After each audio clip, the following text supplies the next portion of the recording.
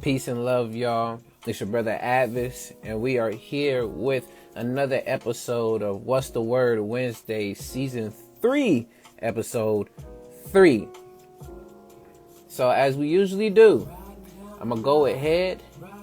I'm going to put our logo in the background, as well as I am going to put our topics for today in the comments.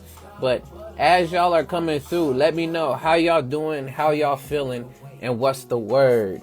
Shouts out to Cody. It's good to see you in here.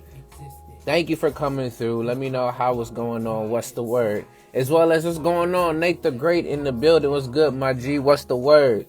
I appreciate you. Man.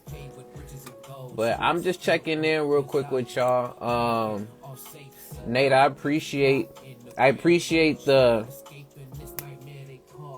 invite for you to come and request to be on live. I will say this. I know people are going to be jumping in and out, but the first portion of the show is just me giving the news, so there's not much of feedback from folks unless it's in the comments. And then I will open it up for everyone to come in with the last two topics. But again, I do the news for about 20 to 30 minutes. So if you don't want to be here to listen to the news, you just want to wait for the topics, I would say come back in the next 20 to 30 minutes. But besides that, it's all good. It's all good. It's all good. Besides that, again, y'all let me know how y'all doing, how y'all feeling, and what's the word. But thank y'all for coming through for another episode. And shouts out to y'all. Shouts out to those who will be watching this later as well, whether if it's on Instagram or YouTube. When you're on YouTube, don't forget, subscribe to your boy at A.D.V.I.S Speaks. We just hit 400 followers, or subscribers, I should say. No followers, subscribers. And we're still pushing forward with that 1,000. And I'm going to keep bringing more content as much as I can. So go ahead over there and support your boy. Thank you. As well as for today's show, we're going to be looking into these topics. First one, we're going to be getting into current events. So what we see and what's going on currently. So that'll be the news portion. Second, we're going to talk about wolf versus sheep, or wolves versus sheeps. And then lastly, we're going to touch on and talk about how conditioning affects us and how important and how that plays a part in our day-to-day lives. So again, shouts out to everybody coming through. Thank y'all for showing up, even if it's accidental. I appreciate it regardless. But with that, let's go ahead and let's get this away, y'all. Let's put on the show song, and then we're going to get into these current events. So let's get it. Let me turn it up for us real quick.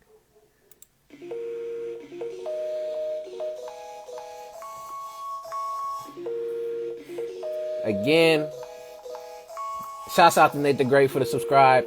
But yeah, it's the show song. If you don't know it, you're going to learn it soon. There will be words, just know. But this is how it goes. What's the word, y'all? What's the word? What's the word, y'all? What's the word? What's the word, y'all? What's the word? Tell them like, what's the word? What's the word? What you heard? We gotta know, yeah, what's the word?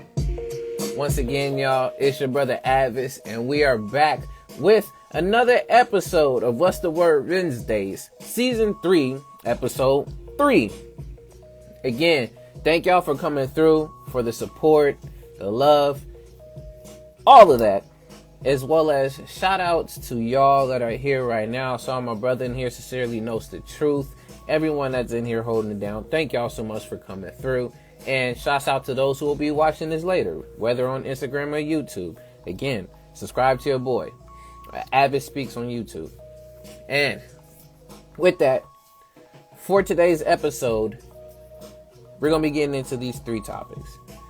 One, as we usually do, I'm going to update y'all currently what's going on in the news. So we got a current events section. Again, for those who do not want to stay for this section and want to come back later, take about 20-30 minutes. So that will be roughly around about like 8 8:37 if you're ready to come back, and we'll get on to the next topic, which will be about wolf versus sheep, or wolves versus sheeps. And then last topic we'll talk about is how conditioning affects us. And with that, let's move on to our current events. So I got a lot of news that I do want to share and update y'all on. And yes, it's going to be looking a little funny, a little goofy, because I'm going to be like looking up as well as looking right back at y'all. So don't mind me. But again, the news that I have for us is more updates on the Russia-Ukraine situation or war. Then I have updates on bills being passed specifically in the U.S. We have Biden doing his things. Talk about one thing that was very interesting to me, GMO mosquitoes that came out. And I didn't want to talk no more about gas prices because I know people are tired of hearing about it. So I'm not going to even continue. But with that, let's get to these updates. I'm going to read mostly the headlines for the updates. But again, if you want to check these updates out, just go to CNN and go under the world section. But mostly you'll see it right there on CNN. So live updates. Russia invades Ukraine. And this happens, let's see, 44 minutes ago. The U.S. House passes government funding bill with $13.6 billion in Ukraine aid. So I'm going to get into that because that is actually an article that we will talk about. But that is one of the updates that's happening right now. Next one, we have First Lady Jill Biden to U.S. military families. History is being written in front of us. So we got that going on. What's good, Sub Rock in the building? What's the word, brother? Let me know. How you doing? Next one was 39 minutes ago. Chernobyl nuclear plant has been discontinued from the power grid. Here's what we know. So Chernobyl is a power plant that was hosted. I mean, it's in Ukraine, but now it's off the power grid. Not too sure. Won't go to full details. Just giving y'all the headlines again. So next thing we got, U.S. top generals in Europe says anti-tank, anti-craft weapons most effective for Ukraine, not MiG-29s. So those are different types of course, artillery, guns, etc. And the last one I'm going to talk about, but there's so many more. Nearly 35,000 people rescued through humanitarian corridors. Zelensky says. Because a lot of folks are fleeing right now, mostly women and children, and the men are left to stay and fight in Ukraine in particular. So, the overhead of all of this, of what CNN is covering, they're covering Russian forces bombed a maternity and children's hospital in Mariupol, southern Ukraine. Authorities said Wednesday the attack came despite Russia agreeing to a 12-hour pause in hostilities to allow refugees to evacuate a number of towns and cities. So there was some ceasefire for a bit. Ukrainian authorities say efforts to evacuate people to safety in some of Kyiv's suburbs have failed, with the city council of Bucha accusing Russian forces of blocking an evacuation convoy. So a lot of that, so much going on. Again, those are only a few updates. I'm not going to get into the rest, but let us continue. Next article that I have for y'all, this comes from NPR, and this is still in line with what's going on in Russia and Ukraine. And the headline reads, "The letter Z is becoming a symbol of Russia's war in Ukraine. But what does it mean?" Again, this is from NPR. If you want to read the rest of this, I am going to only read 3 paragraphs and be out of here. So again, you can check it out on NPR. I'll read the headline once I finish again. So, headline reads, "Messages featuring the letter Z have spread widely across social media since Russia's invasion of Ukraine. Billboards have recently popped up in Russian cities featuring the letter. Stickers have appeared on cars and commercial vehicles. Russia's state-owned RT is selling t-shirts on its website in apparent support of the ongoing conflict. But the origins of the symbol remains a mystery. Prior to Russia's invasion of Ukraine, the letter Z was seen painted on the tanks as well as on other military vehicles massing near the border. With both countries using similar tanks and trucks, it was originally thought that this was meant to distinguish between the units to prevent friendly fire and assist with mobilization. Some speculate that the Z could stand for Zapad, which means west in Russian. Some have snidely, suggested that the symbol stands for words such as Sopa, is ZHOPA, meaning the A word, in a reference to the stiff Ukrainian resistance. The letter does not appear in the Cyrillic alphabet used by both Russia and Ukraine. So, again, not too sure what this letter Z is. People are still speculating about it. It's still unknown. But if you want to read more, this article, again, came from NPR, and the headline read, "The letter Z is becoming a symbol of Russia's war in Ukraine, but what does it mean?" Now, moving on. I'm not going to talk too much about it because, again, like I said, especially in the U.S., one of the triggering things to talk about is gas. But I'm going to quickly state it, just real quick. I'm going to state on it. But we have another article from NPR, and headline reads, "Russia's war on Ukraine has hurt oil prices, and now the U.S. is taking to Venezuela." Again, 3 paragraphs, and we're out. Article reads, days after a secret weekend visit to the Caracas by top Biden administrator officials, 2 Americans long detained there were released. A surprising development with a country whose leader, Nicolas Maduro, is not even currently recognized as its president by the United States. While not many details are known about the talks, the White House has said that the energy security was also part of conversations. It's a sign of a potential thaw in tensions with Venezuela, which happens to be Russia's top ally in Latin America. And it comes as the White House, which banned imports of Russian oil, looks for ways to take the edge off of gasoline prices. While it's too early to say what this will mean for future relations, it is a significant step as the White House looks for more ways to isolate Russia for its invasion of Ukraine. Now, again, like I said, you can read more of the article on NPR. I read just 3 paragraphs and we're out.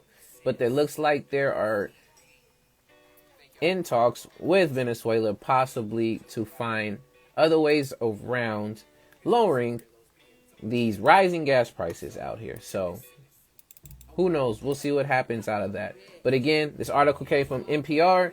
Headline reads, Russia's war on Ukraine has hurt oil prices, and now the U.S. is talking to Venezuela.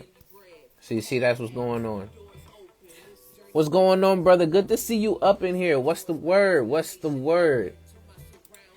Now, on to the next one, which was stated earlier in these updates. This article comes from MSN, specifically Associated Press, and headline reads, the United House okays the $13.6 billion for Ukraine in huge spending bill. So that is the support. Now let's go through it a little bit. Again, 3 paragraphs and we're out. So here we go. Headline reads, or I should say, article reads, the House approved a massive spending bill today that would rush $13.6 billion in U.S. dollars in aid to batter Ukraine and its European allies after top Democrats were forced to abruptly drop their plan to include fresh funds to battle COVID-19. And again, you wondered how that's being happening too, is because they're also a part of NATO. I do not know the full naming of it, but that's the acronym is NATO, NATO. Passage of Ukraine's aid and the 1.5 trillion government-wide legislation that carried it let both parties lay claim to election year victories for their priorities. Democrats won treasured domestic initiatives.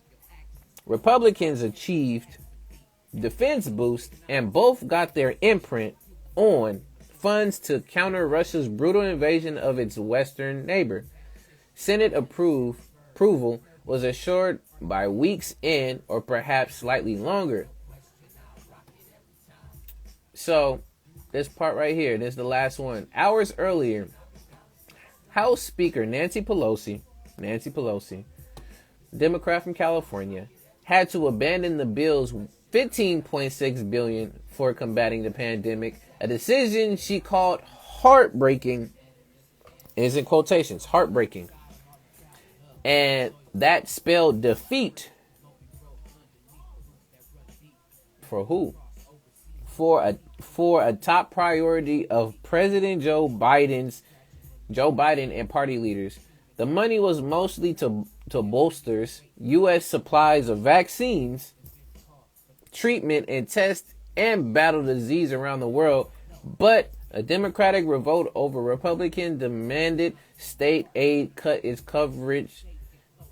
cover the news initiative's costs, forced her to scrap that spending. So, I'm not going to read anymore. But the COVID bills spending got cut, and to replace that, it was the Ukraine aid as well as other legislation stuff. So I don't know how much it got cut, or if it just got completely they had to abandon it. So they might revisit it, but again, we don't know what's going on with that. I mean, if y'all are very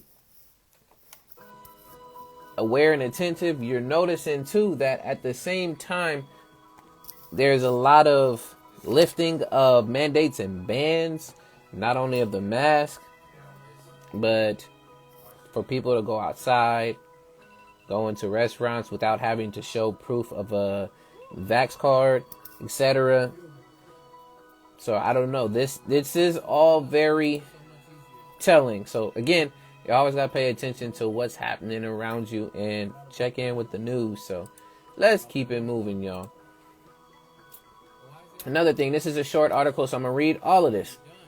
Another one from NPR, and the headline reads, Violence Against Women Act reauthorization is added to the $1.5 trillion spending bill. So on top of what was in that spending bill, sending the aid, the cutting, and if not abandonment of the COVID relief bill things, the Violence Against Women Act is in that spending bill. So let's see what happened. Article reads, Party leaders announced Wednesday that a long-stalled reauthorization of the Violence Against Women Act, the federal law that provides resources to victims of domestic violence and sexual violence, is included in the $1.5 trillion federal spending package making its way through Congress this week.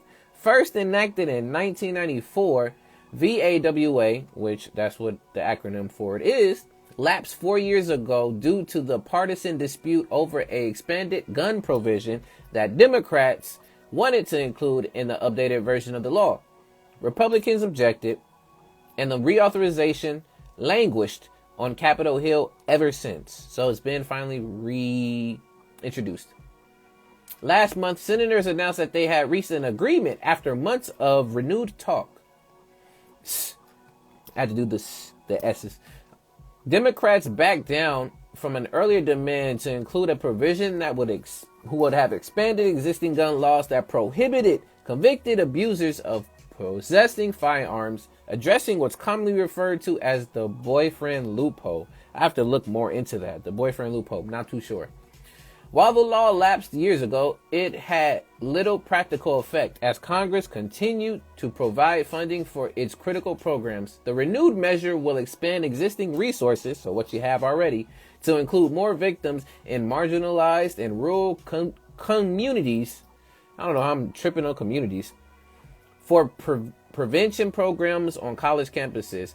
Then Senator Joe Biden, now for Delaware back then, played a critical role in crafting the initial 1994 law, and his administration pushed for its renewal. So how it's going full circle.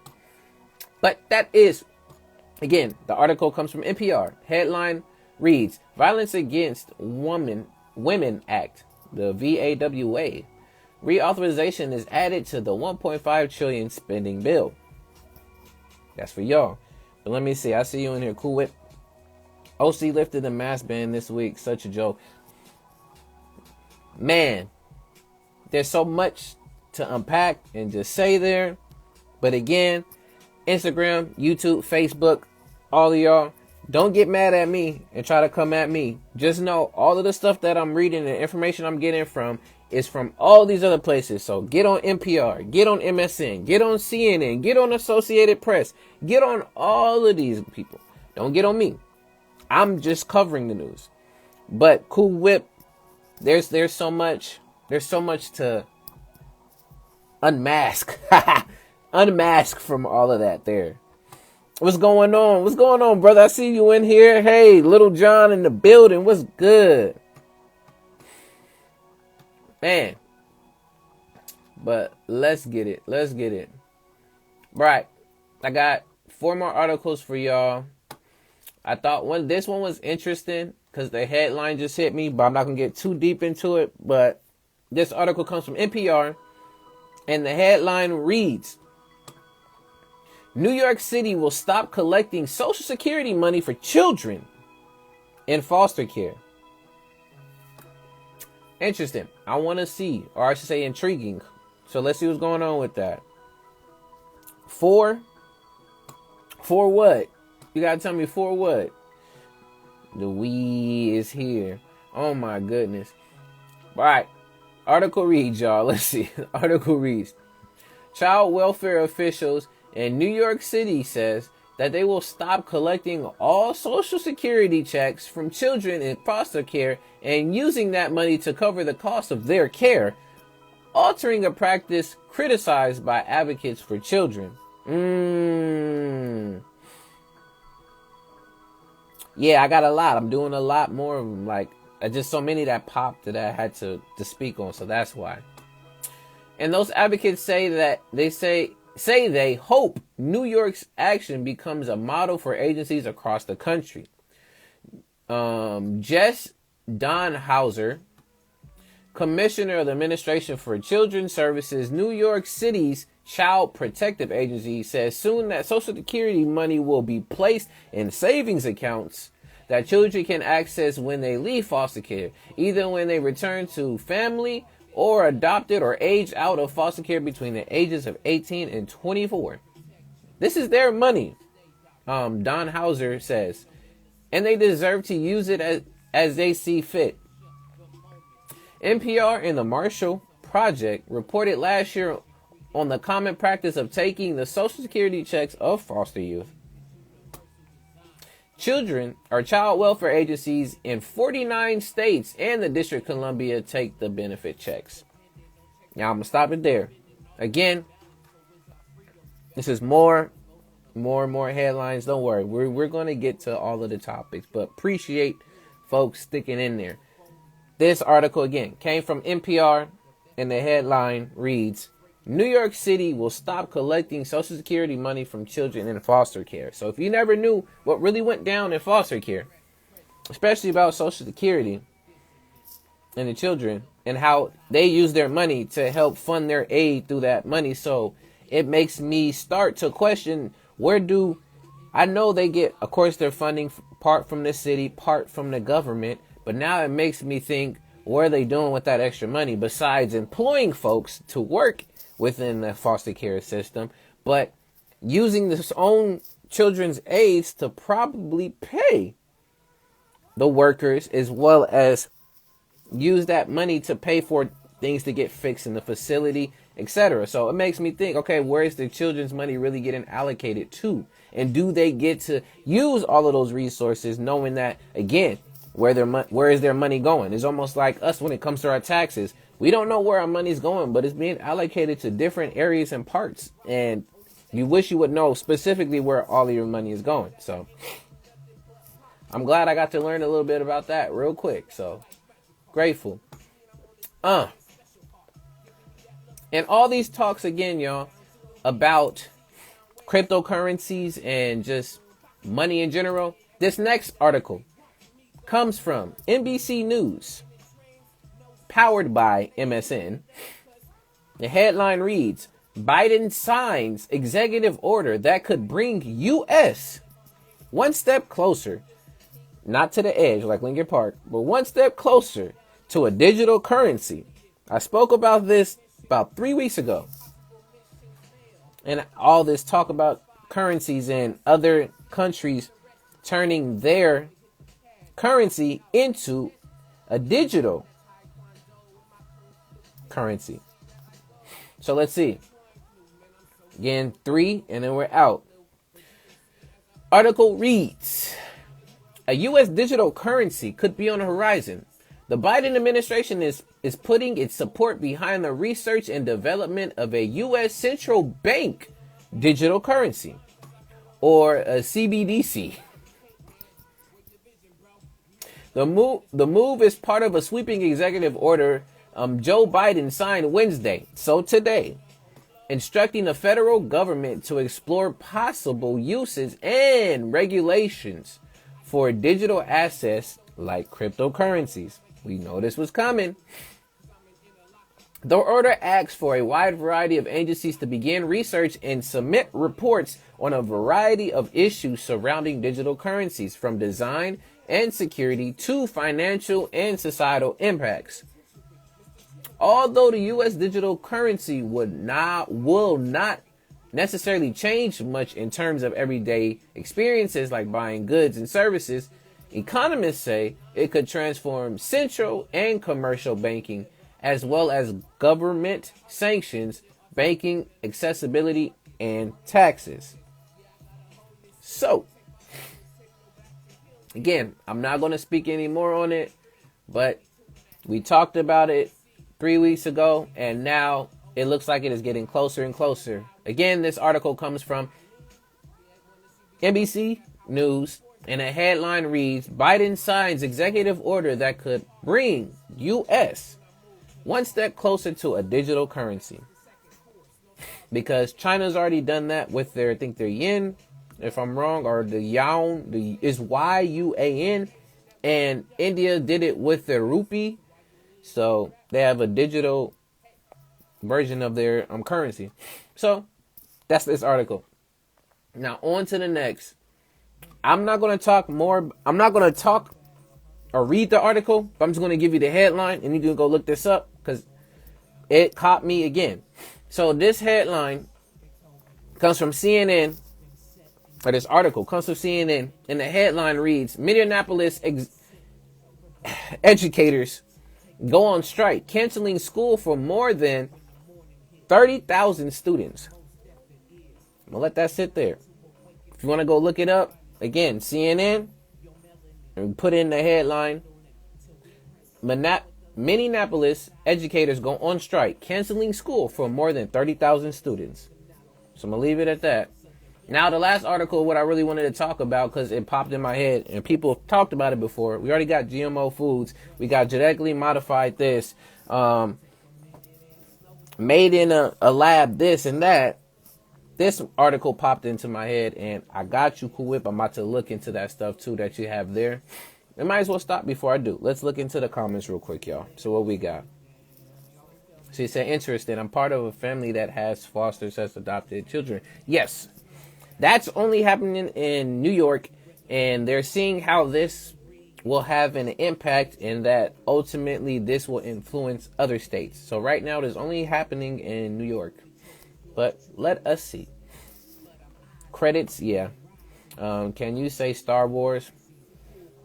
Star Wars. It's definitely wars going on. Some raw rats up in here. Right. Last article comes from Gizmodo, again powered by MSN, and the headline reads 2 billion genetically modified mosquitoes cleared for release in California and Florida. Okay, I'm going to read it again. 3 and we're out. That's the last article for tonight. So, article reads, British biotech firm Oxitec announced this week that it has received approval from the U.S. Environmental Protection Agency for its genetically modified mosquitoes to be released in parts of Florida and in California following the completion of a pilot program last year. The modified male insects are designated to produce infertile offspring, ideally reducing local populations and rates of mosquito-borne illnesses. So, their intent with getting these is to get rid of the other mosquitoes? I don't know. Let's keep reading. Got 2 more paragraphs. And you can read the rest. All right.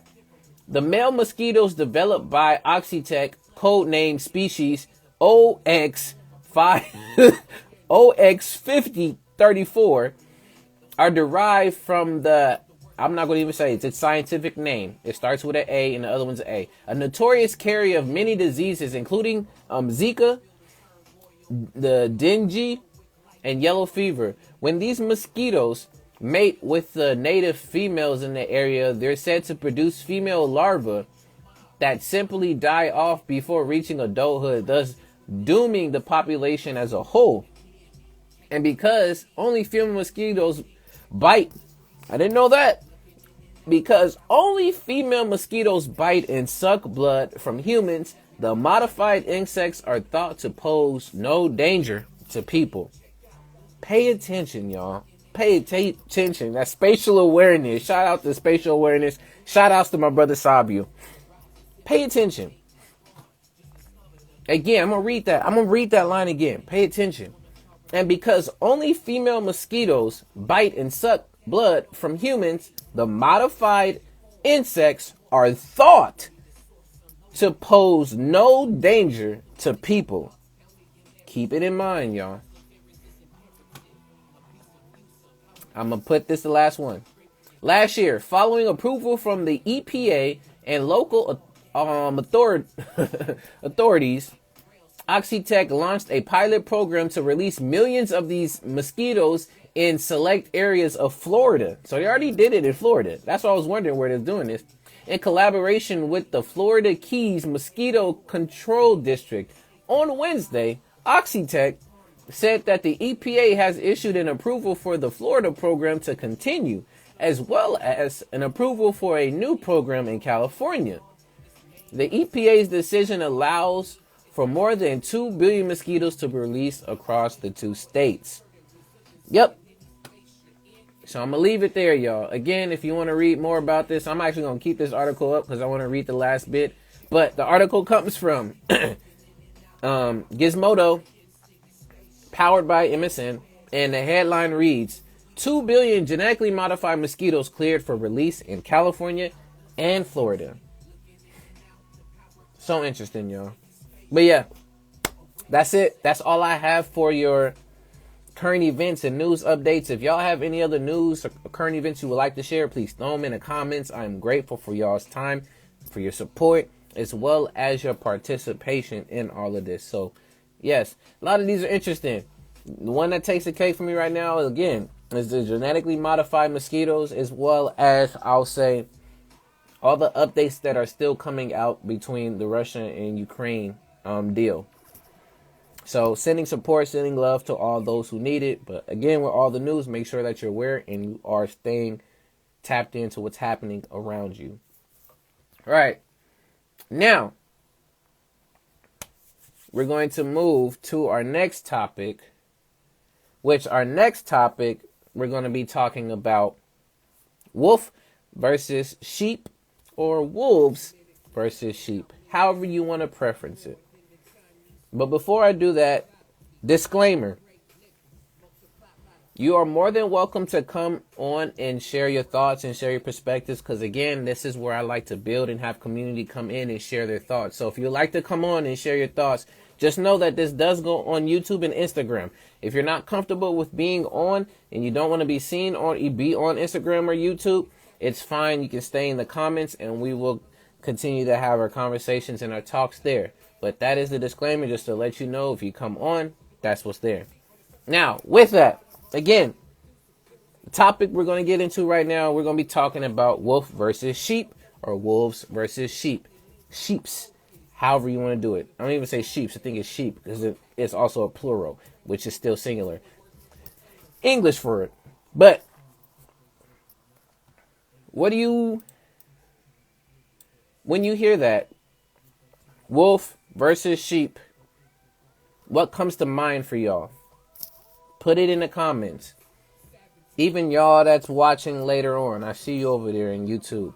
Put it in the comments. I see you coming through on Instagram later. Put it down in the comments. When you hear the phrasing wolf versus sheep, what are some thoughts that come to mind besides the pictures? What are some thoughts that come to mind? I'm going to let y'all do that as I'm pulling up something that I wanted to share with y'all to at least get some of this talk going. So as y'all are writing that down, when I thought of this topic, one of the things that I did remember and it did pop up was there's actually, again, we have stories, we have fables around a lot of this stuff. And this is from Aesop's fables. And there's one about the wolf and the sheep. And I want to share what that fable is, go through it, and just have it as a reference as we're talking about this. Yeah, we got strong versus weak. Ooh, and you spelled it like W-E-E-K, which y'all gotta, I love words, I love spelling. But the weak is W-E-A-K. But they have the same sound, same meaning. So you got to be mindful also of you using weak when you're going through the week. That's why I like to call it the strength. You getting me on my roll right now, but that's just me and my words. But offset that. What's going on? Freddie the Wizard in the building. What's good, my G? What's the word, brother? What's the word? Now, I'm going to read this Aesop fable for us. And then we're going to continue on with the convo about wolf versus sheep. So, it's going to go through and it's going to talk about a lot of it. So, here we go. A wolf asking a passing sheep for water. The sheep demurred, saying that if he brought water, he could become supper. Smart sheep. Judge clarity requests by actions, not words. A wounded wolf laying there, recovering in his lair, needing food, he called to a passing sheep, "Please, get me some water so I can find the means to obtain some meat."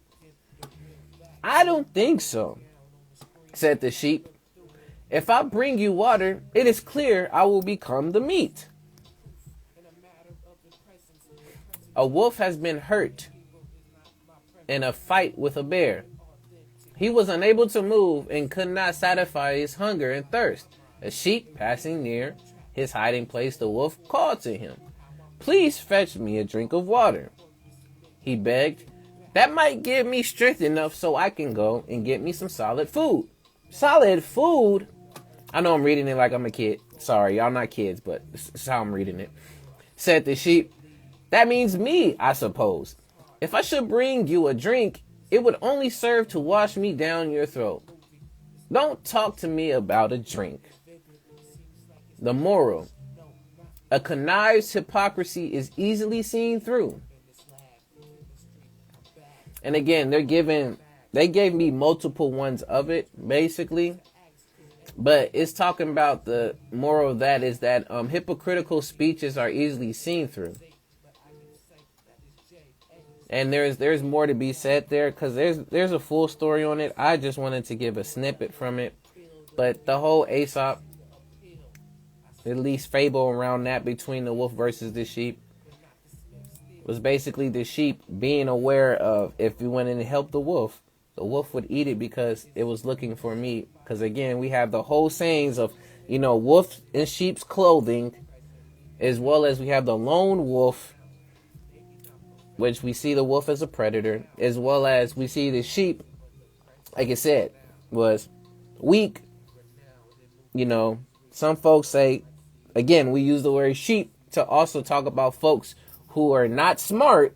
But in this instance, in the fable, the sheep was smart to be like, "No, I'm not going to get you no water because the meat that you could be looking for could be me. So, no." So in this fable, it flips it on how we use when you're sheep, you're programmed, you're in this thought process that you don't see beyond. It's interesting to, again, check that out when it comes to the fable. All right. Now, what I want to get into when it comes to the wolf versus sheep is, okay, the concept of, okay, what is a wolf that we want to call, and what is a sheep per se? So I want to at least get down what we think that is. I know we already got earlier, it said strong versus weak, but give us some what a wolf is as well as what a sheep is. And as we're doing that, we have Kundan coming through. Hello, What's going on, Kundan? Good to see you. What's the word? what's the word? Glad to see you in Yeah, here. yeah. So you came in on the topic. We're talking about wolf versus sheep, and I just read a small snippet of um the Aesop's fable on the wolf and the sheep. Oh, yeah. The boy who cried wolf? Not the boy who cried wolf. That is another good one to also talk about too. Oh, yeah. But the Aesop fable about the wolf and the sheep, which I'll say real quick to you. Basically, the wolf got Okay. injured, and there's different translations and stuff of it. The wolf got injured, and they're in his cave, and they see a sheep passing by, and they ask the sheep, "Can you go and get me some water so that I can have some strength, so then I can go and search and find me some meat?" And the sheep said, "No, I can't do that because I can end up being that meat that you're looking and searching for." And that's where at least the snippet ended there. So Oh, I just wanted to give, a little background, and I thought it was cool to add that in there because when we think about wolf versus sheep, one of the characteristics that we would give to the sheep would end up being either they're blind or programmed, or some people would just say straight up stupid, mm-hmm. to again attack people's characters that way. But in this example of the fable, the sheep was actually very smart and was able to see through the wolves' Mm-hmm. deception through what they was talking. Yeah, that's really interesting. Yeah. So I wanted to turn that on his head because again, Mm-hmm. it's always dependent on the perspective. You never know. But Mm-hmm.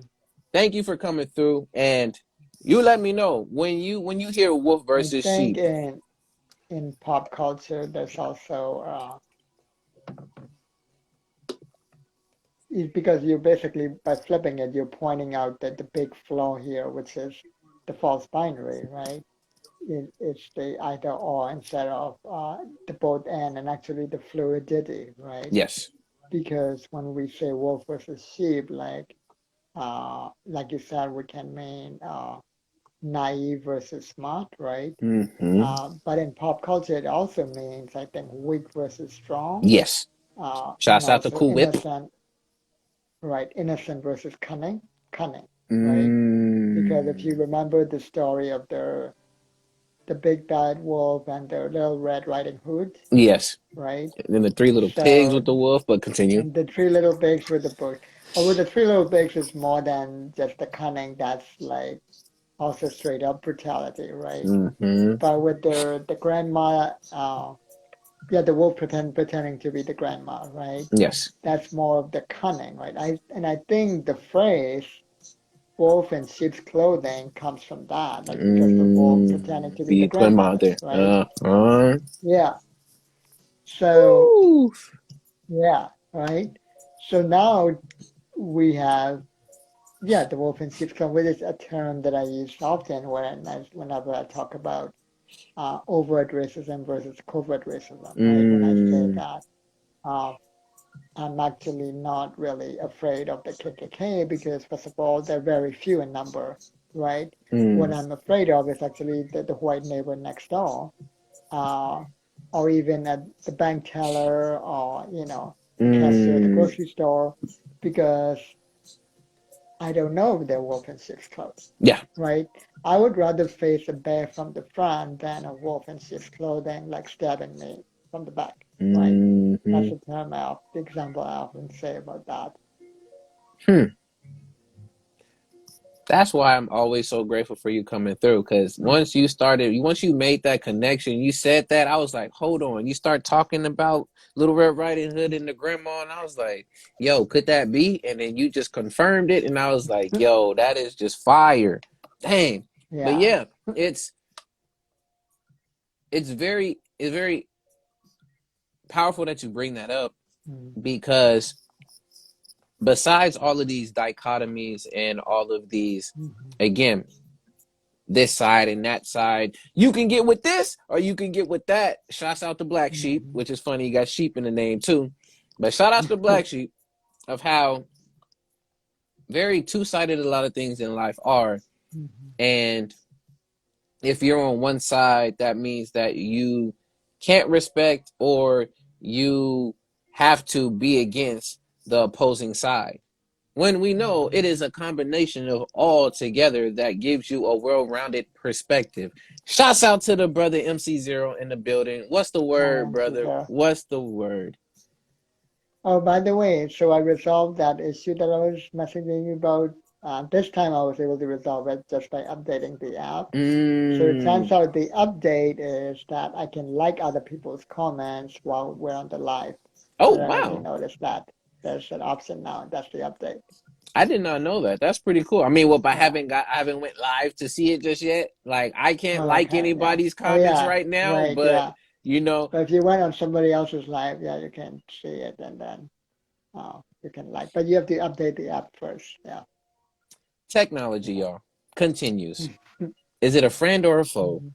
It's up for you to decide. Right. Uh, Mm-hmm. but again, now you given some already of the, you can say, the opposite sides of, or some characteristics Mm-hmm. of, a wolf as well as a sheep. Mm-hmm. Now, the next thing I wanted to talk about, you already had gave some more examples. I wanted to talk about how does that permeate or influence society as a whole, of this whole thought around being either a wolf or you're a sheep and so forth. Mm-hmm.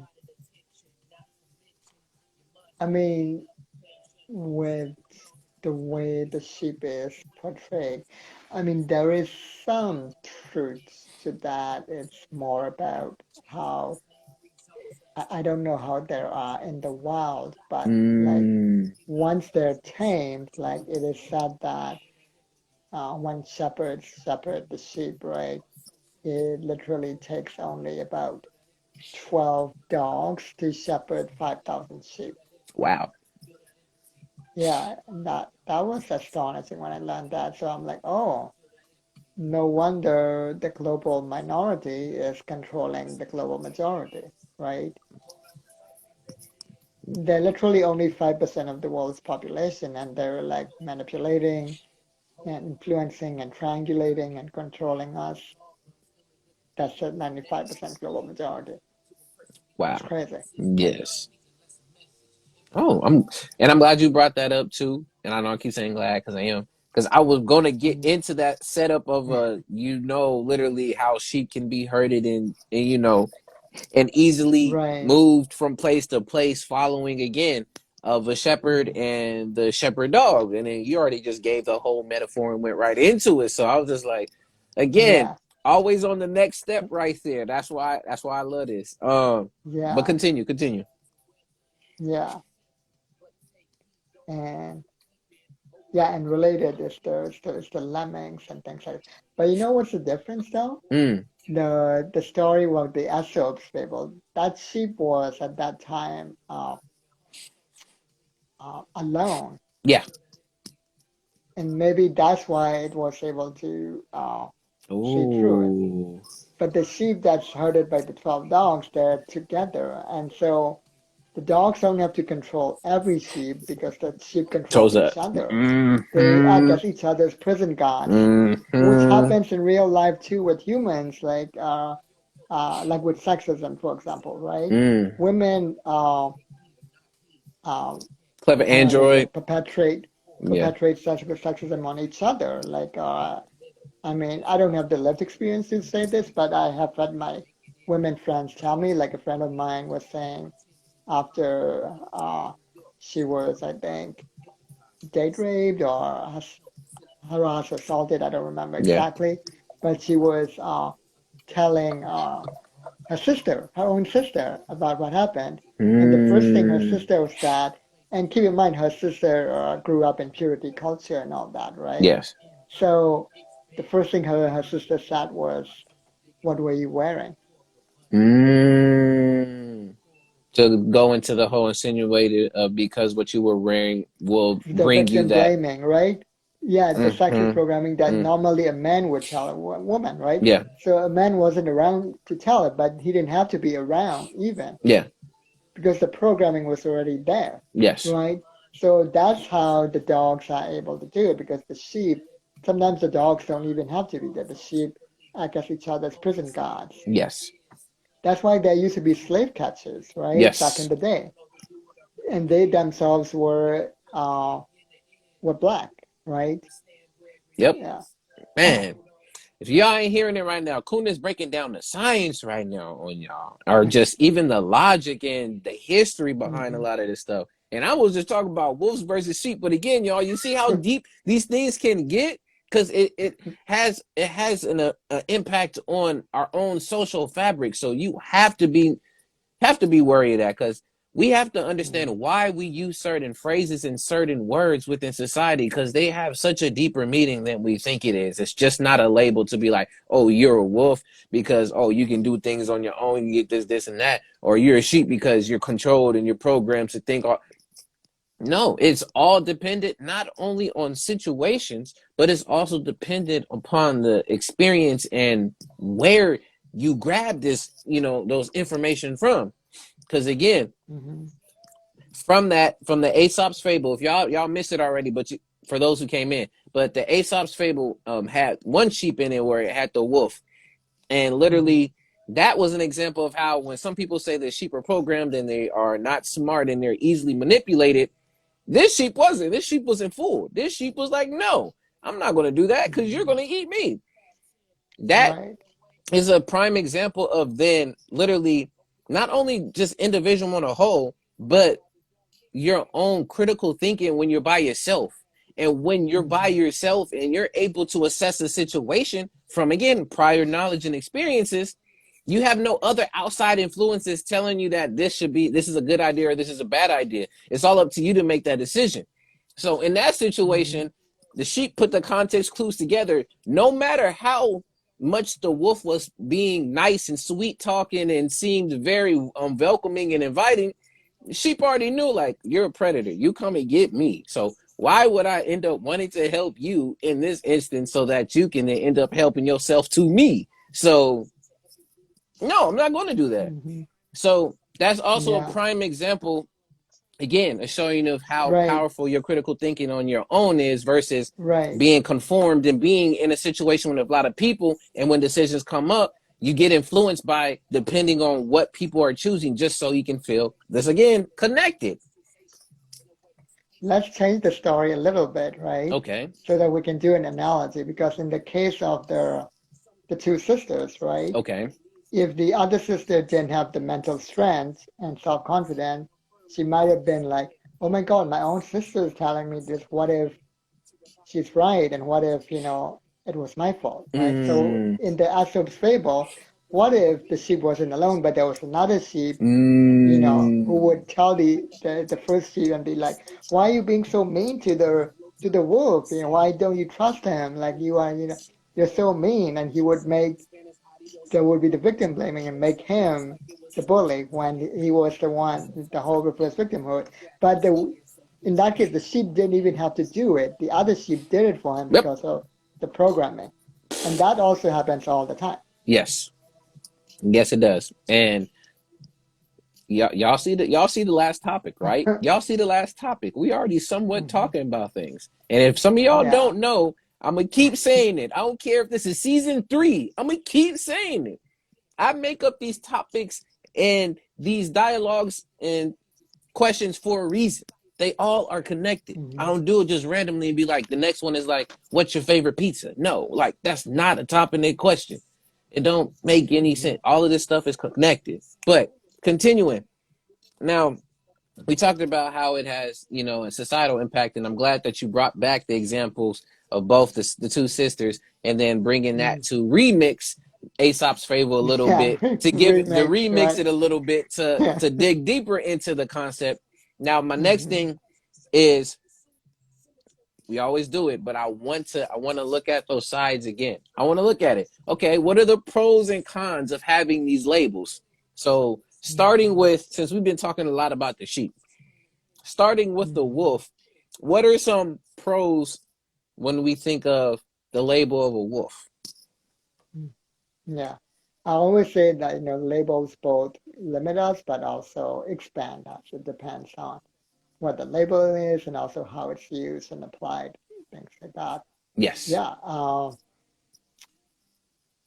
Yeah. So like, you know, if you give up the false binary and see it as a spectrum, right, for Mm-hmm. both the wolf and the sheep, the wolf would have what I would call the balanced version of the wolf and then the excessive and the Recessive. recessive Okay. versions of the wolf, Okay. right? If you look at it that way, Mm-hmm. then, the pro would be literally the balanced version of the wolf, right? Okay.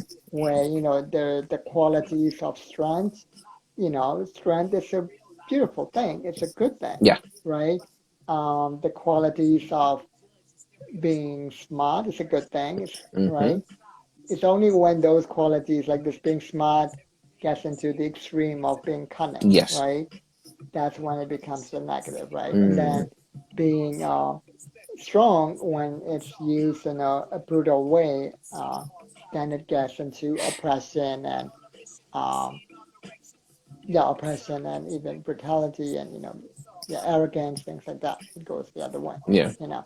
Uh, I wouldn't know what is the recessive version of the wolf, but that would be interesting. The other side, the weak version of the wolf, like what would that Mm-hmm. be, right? Mm-hmm. That would be interesting to think about. Yeah.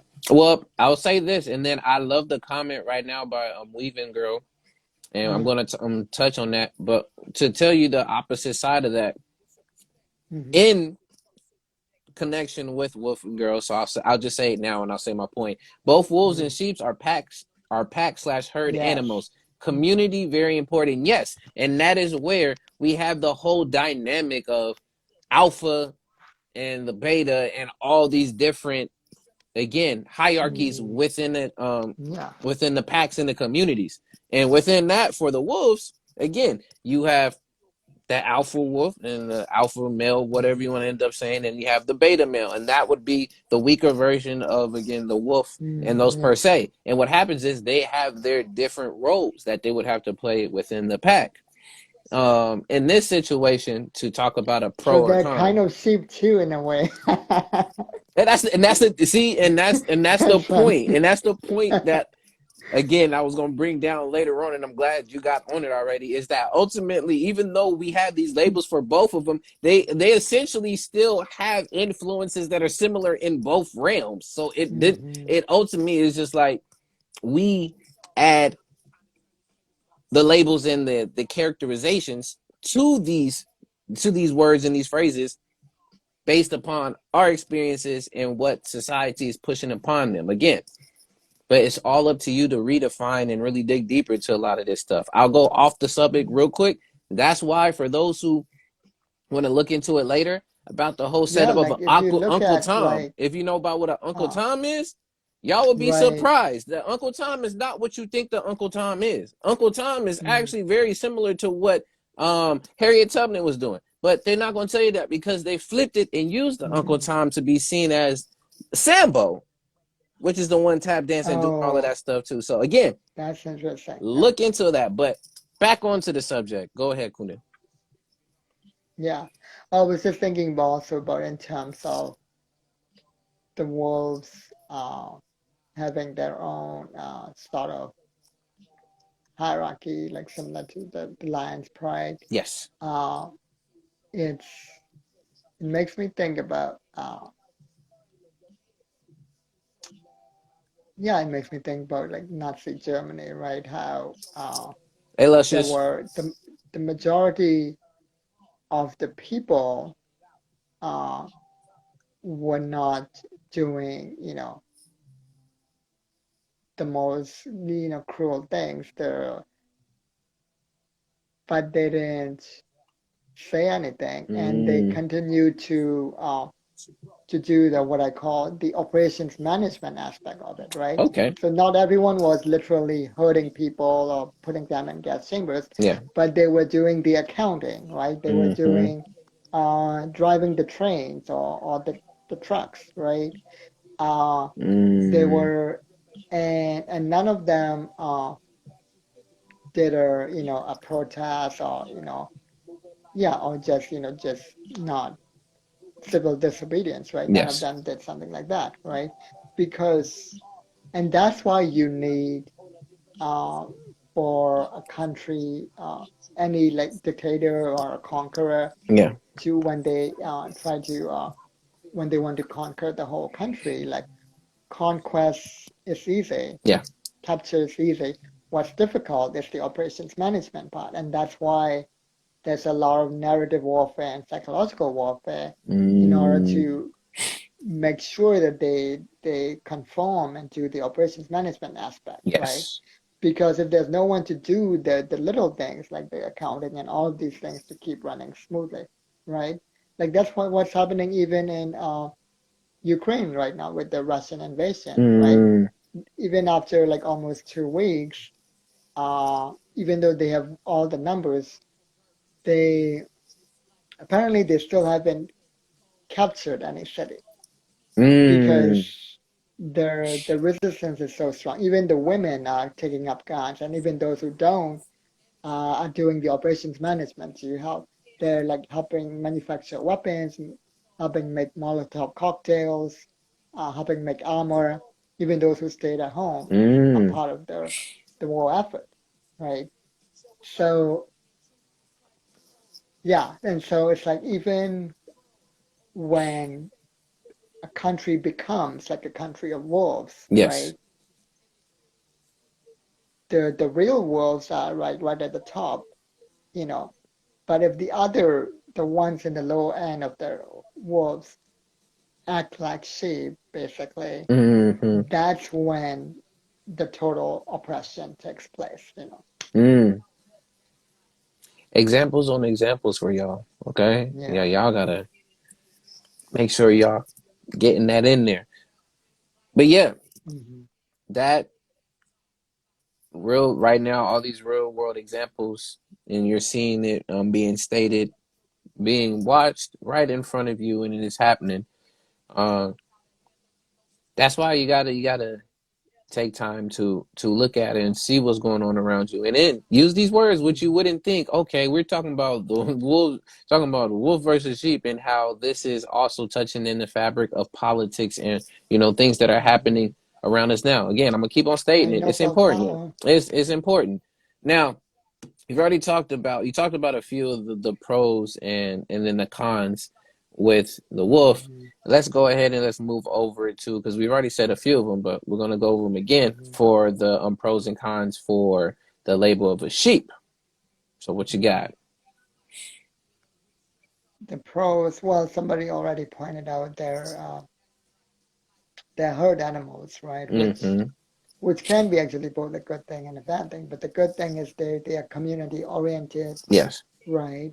Uh, they do things collectively, which means they help each other, which is a very important quality. Mm, There are a lot of the hyper individualism in the United States is one of the biggest reasons behind a lot of its problems. yes. It's not a collective. That's why you have parents, kicking their kids out at 18, things like that. Uh, and then conversely, the kids not taking care of the elderly, just kicking them back out when they grow older Yeah. into the nursing homes, right? Yeah. Whereas in India, the children still live with the parents, even when they have millions. Like when Bollywood actress Aishwarya Rai came to the United States, like Yeah. Jay Leno made fun of her, but was still living with her parents. Yep. And mind you, she doesn't have to. She chooses to. She has millions. It's not because of the money. It's because of her traditions, her commitment, right? Yes. So I love her rebuttal. She simply said, well, at least I don't have to make an appointment just to see my parents. Mm-hmm. Yep. I remember you did have that example and you used that too. And Mm-hmm. it just shows, again, the cultural differences, which there will be an Mm-hmm. episode where we talk about individualism and how that may Mm-hmm. be impacting the community, y'all. I'm not going to go too Mm-hmm. deep into it now, but yes, we speak on a lot of this stuff because it's relevant, y'all. And the other thing is, in reality, cooperation is one of the big things that make us human beings. Uh, Yes. I don't like to use the word better because there's a lot of speciesism and superiority and all that. But like the Unique. new Yuval Noah, yeah, unique, yeah, Yuval Noah Harari, in his TED Talk "Bananas in Heaven," which is like one of my favorite TED Talks. It's really amazing. He said the one big difference between humans and other animals is, and he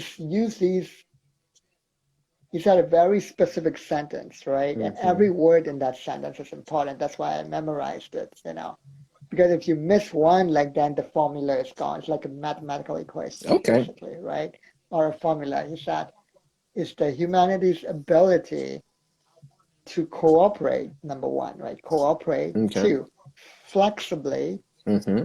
Three, in large numbers. Mm-hmm. Cooperate Flexibly flexibly in in large large numbers. numbers, right? Mm-hmm. So he gave the example, I think, of how It's the author of ants, Sapiens, right? yeah, Okay. right. I think ants can cooperate in large numbers, but I don't think they can do it flexibly because each plant is specialized. Although scientists have recently discovered that in certain emergency situations, they can change their specialization by getting the pheromone smells from the other ants to do so. Yes. And I even wrote a poem about that.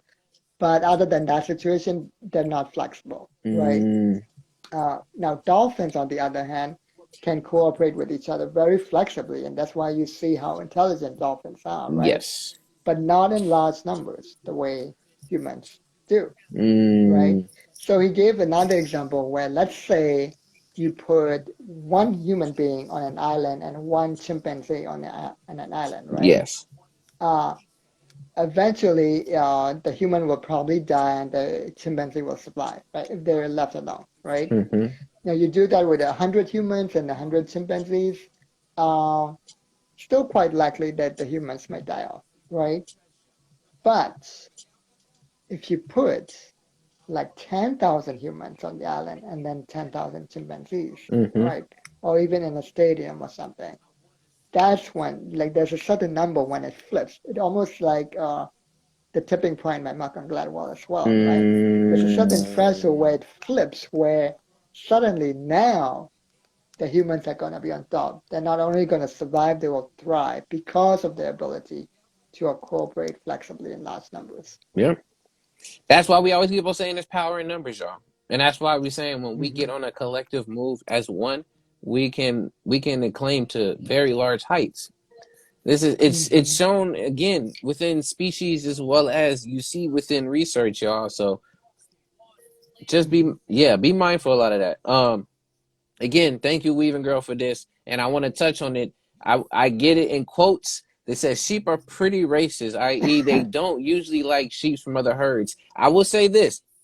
I wouldn't necessarily say, I get the use of racist. I would say more so they're very tribal, which it makes sense for a Tribal, yeah. lot of other Mm-hmm. animals. That's just how it goes. Mm-hmm. Even within, I like to say tribal in a sense too, because of, again, I can be Yeah, I could be cliquish, connected yeah. here. I could be connected to the Americas. I could be an American Aboriginal for all I know, or I could be connected back to Africa. And during all those times, Mm-hmm. there's always been tribal wars between this tribe and that tribe. And well, this is my clique and that's your clique. So then we're against this and that. So we don't really function, do well with you. And it's because of the fact that, again, it's that innate, Mm-hmm. not even going to say innate, but it's that built rapport and connection to the next person in that group that's with you, so that you have that, that's the feeling of belongingness, as well as something that's Mm-hmm. greater than yourself, just because of the fact that y'all together within a group. So when there's somebody from the outside, I mean, not gonna say shout outs to Drake, but no new friends, like, you literally are going to be very skeptical and very, aware of what's going on with, okay, why, who is this? Like, I don't know who this is. Like, this is my group of friends. We do it like this. This don't seem like that's right. Okay, well, nah, I'm gonna stick with this because this is what works and functions for me. And that that happens again within the animal kingdom. You can see that displayed, that, literally, when we already talked about lions before too. Literally, Mm-hmm. when lions take on a pride, literally a lot of the cubs that were not of that lion, those cubs, unfortunately, they get done in. They're gone because that lion wants to build its own, and those are outside cubs from the previous lion that ended up losing. So it gets all wiped out, and they continue on, and then they mate with the females so that then they can build their community and build their tribe, because, again, those cubs were outside of that. Mm-hmm. It's foreign. Like, no, that doesn't belong. But you Right. see that happen Mm-hmm. within different various species of animals in the animal kingdom. Mm-hmm. So here's where the pro becomes the con, right? So it goes to show that even pros and cons are actually very fluid, you Yes. know. So so the challenge here is, what happens is, the problem is that very ability to cooperate, right, flexibly Yeah. in large numbers, becomes manipulated by the cunning wolf, the unhealthy wolf, right, when he's in his unhealthy state, Yes. right? Uh, that's manipulated and flipped into control and conformity, where the cooperation turns into conformity. Yes. That's when it becomes a Mm. weakness. That's when the pro, even though it's a pro, becomes a con. I'm glad you used the word fluid, and, like, that's Mm-hmm. what we also like to press on. And yeah, because a lot of these can change varying the situation and how you really look at a lot of this stuff. When you really think a pro is a pro, and when you think a con is a con, you have to be mindful. Right, Be exactly, yeah. mindful. And I'm Weaving Girl. So the difference between tribalism and racism on a very small front is tribalism. It expands beyond race. It could be the same race. Yeah, It racism is a yeah. very specific thing. Yeah, Yeah. And racism it's is, beyond the scope of this conversation. yeah, Yeah. yeah. So Yeah. tribalism, I can be Yeah. from the same tribe, and literally it's the same. Yeah. It'd be another black person, we in a different tribe, and we're just beefing from there. It doesn't have to Mm-hmm. necessarily do with color. It just has to do with Mm-hmm. Yeah, if I'm look at tribalism, honestly, through the And it's not states, really through the hierarchical. states. Yeah, It's more like xenophobia. yeah, There's no hierarchy in tribalism. yeah. Look at Yeah, tribalism. yeah. Your affiliation to whatever state you're from. Then New York, Hmm. California, Idaho, boy, Right. all these different places that could be in Or a even sense sports fans, sports right? fans. Yeah, Exactly. That's yeah. just, that's all of a sense of tribalism. It's like Hmm. we're a part of this Yeah. tribe, this group, and anyone outside of that group, okay, nah, we don't mess with it. Oh, so you a Buffaloes fan? Nah, man, I'm a Broncos Hmm. fan. Like, nah, y'all. Yeah, exactly. So that would be in, for Yeah, an example. tribalism can even be a good thing in a sense, Yes. right? But there's no situation in which racism is a good thing. Yeah. So that's a big difference. That's the number one difference. Yeah. Boom. Yeah. There it is, y'all. Hmm. The last thing I wanted to talk about when it comes to wolf versus sheep is knowing that, again, it's very fluid in knowing that, at a point in time, since both of these animals are within communities and herds and packs, how do we now take this information that we've woven together, and how can we apply this to how society sees these things now? So now that we know that it can be switched no matter what, you're a wolf or a sheep, and you have this already thought of what a wolf and a sheep is, now how can we take that into society and either flip the narrative and show that, honestly, it comes down to how you see each situation and how you can critically break it all down and watch out for who's influencing you, because you can be a wolf, the wolf of Wall Street, you can be the sheep in Aesop's fables, and you Hmm. can go either or. So how can we Hmm. share that to people? I should say, how can we share that to people? Share that it's not a binary but fluid. Mm-hmm. Yeah, like I think one of the ways is to write more stories and share more. Like what I did with the Ezra Fable when Mm. I did the remix. I think we gotta do more remixes. Yes. Yes. Yeah, I think that's one way to do it. You know. And we're not talking about remixes on Instagram where you can also remix somebody's reel and stuff. We're not. I mean, that is a sense of what the remix is, but no, in this particular case, is being able to share your story so that you can Do add on the to and somebody's also give the original context too, so people understand where you're coming coming from. from. Yes, yes. Yeah, Don't leave people in the dark. yeah, Mm, yeah. mm. As well as give people a space to challenge Hmm. their Yeah. previous thoughts of what they think a wolf and what a sheep is. Because Hmm. I know you have, I forgot what book you have about that again, but really asking very potent questions. You'd be surprised Oh yeah, how I have the deep book people of can get beautiful in stuff. questions. The Yeah, book of yeah. beautiful questions. You'd be surprised at how that can help open up even the most closed minded type of person to at Hmm. least acknowledge and be like, oh, that is something.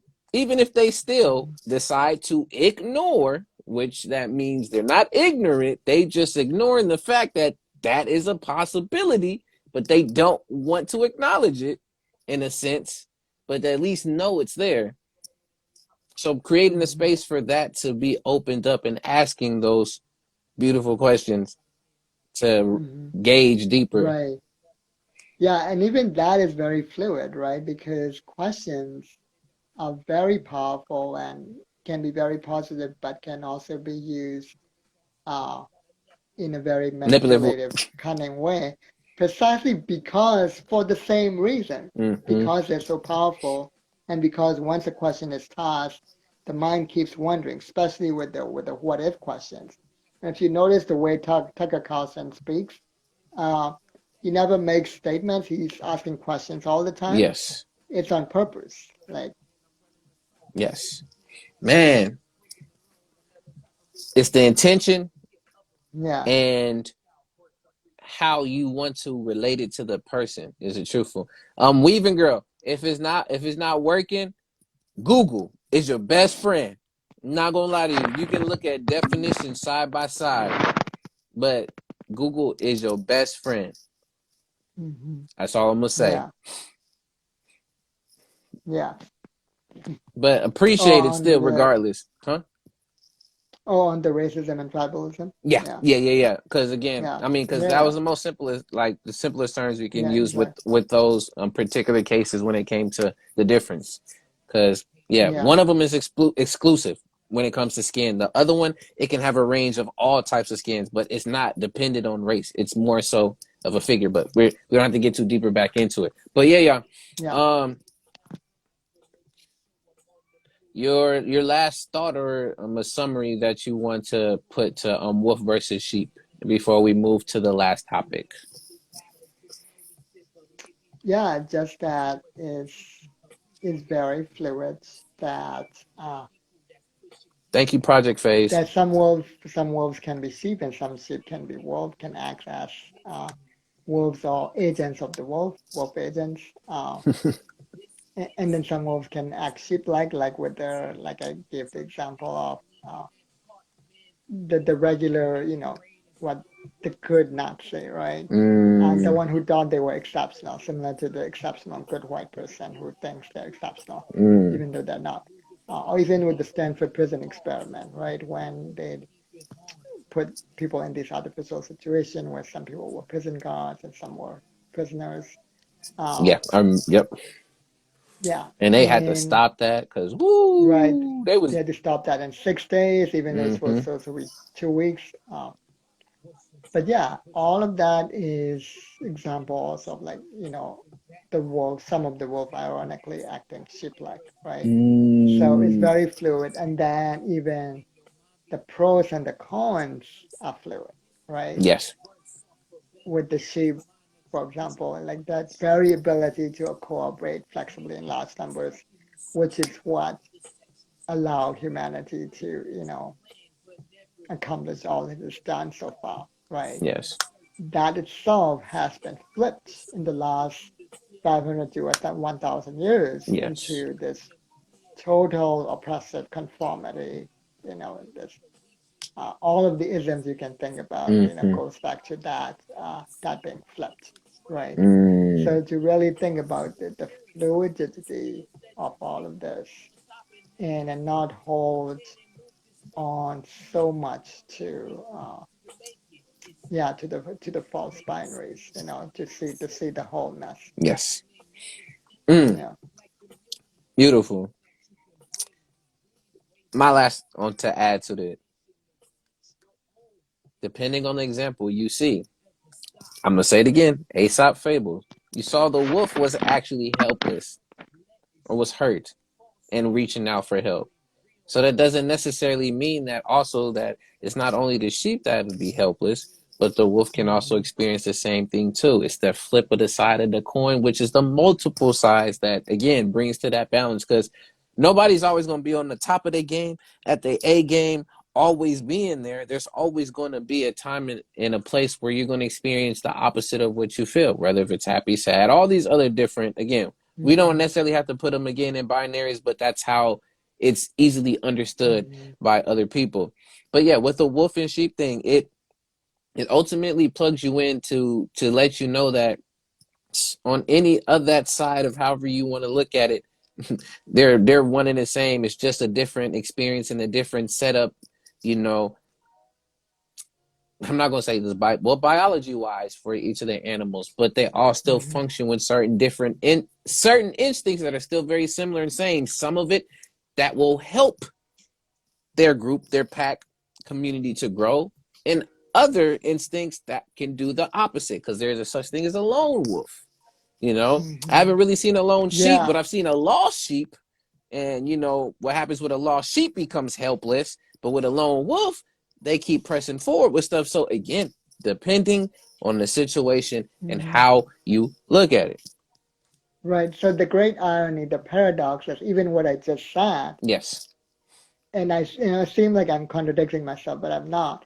But even what I just said, right, is fluid because I'm speaking up against false binaries, right? Yeah. But there are certain contexts in which categories, order, and even binaries are useful. Yes. Like I said, there's a reason why some things are in certain categories. That's why even libraries have a Dewey Decimal System, right? Yes. To put things in different genres, right? There are Mm-hmm. music genres, right? Yep. So uh, even though you can remix genres or combine genres and things like that, uh, there there's a reason why people have these distinct categories that can be useful as well. Yes. It's when we get very like attached to those categories, right? Mm-hmm. That's when we run into trouble. Yeah, Mm. Word. For what's the word, y'all? yeah, All right, before we move to the next topic, yeah. I'm gonna answer this other question here, but I might need to get some more details and more clarification. The question is, I'm just trying to understand. Sorry, how are skin color lines even drawn? Drawn in what sense? Like, where does it start? Like, how does it come That's going to apart? require a whole Mm-hmm. history lesson. Yes. Yeah, The only thing I can say yeah, for you, Weaving Girl, is again yeah. looking a lot of this information up so you can get a basis. But I will say Mm-hmm. start with Johann Blumenbach, Mm.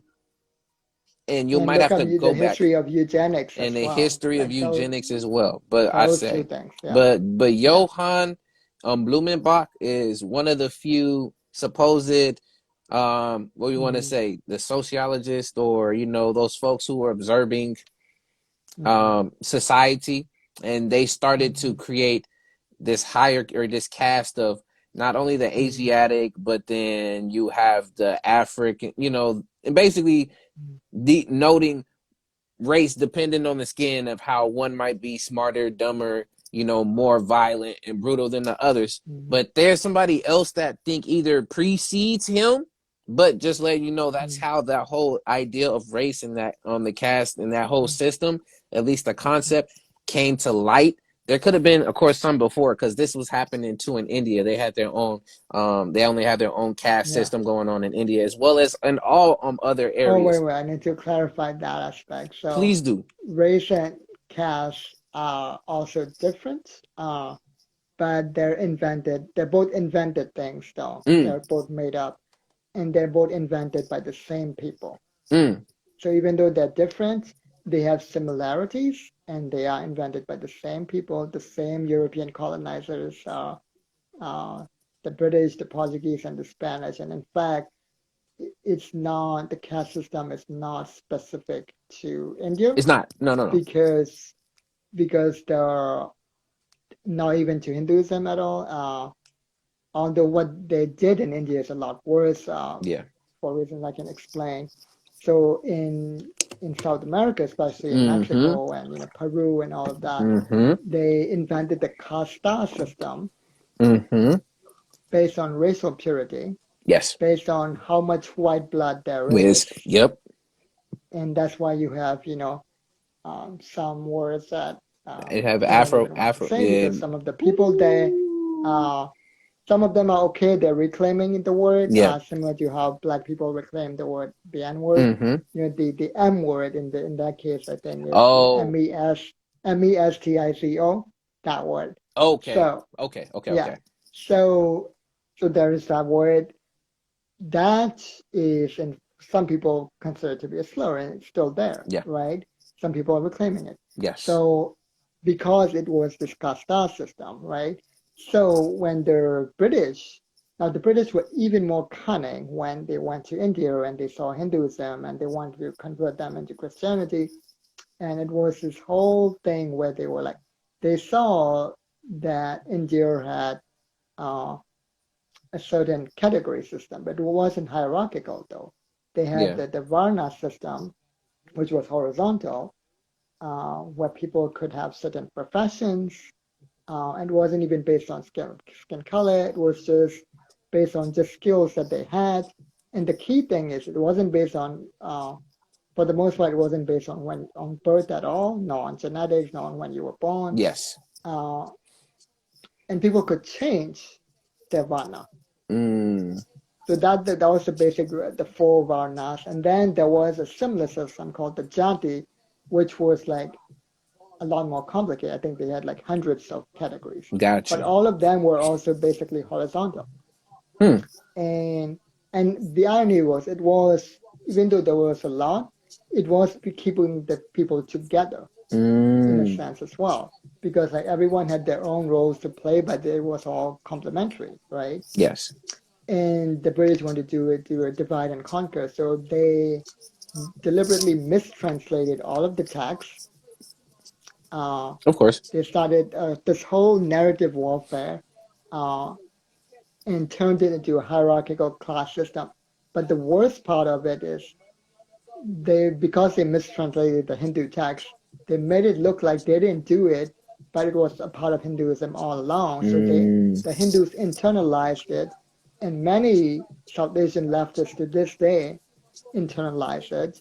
And so now there's a lot of victim blaming going on, where Hindus now think that it's a Hindu thing, when in reality it's a British colonial thing. Mm. So that's the big difference between racism and casteism, because at least with racism, Black Americans know they did not create race and racism. You know your history.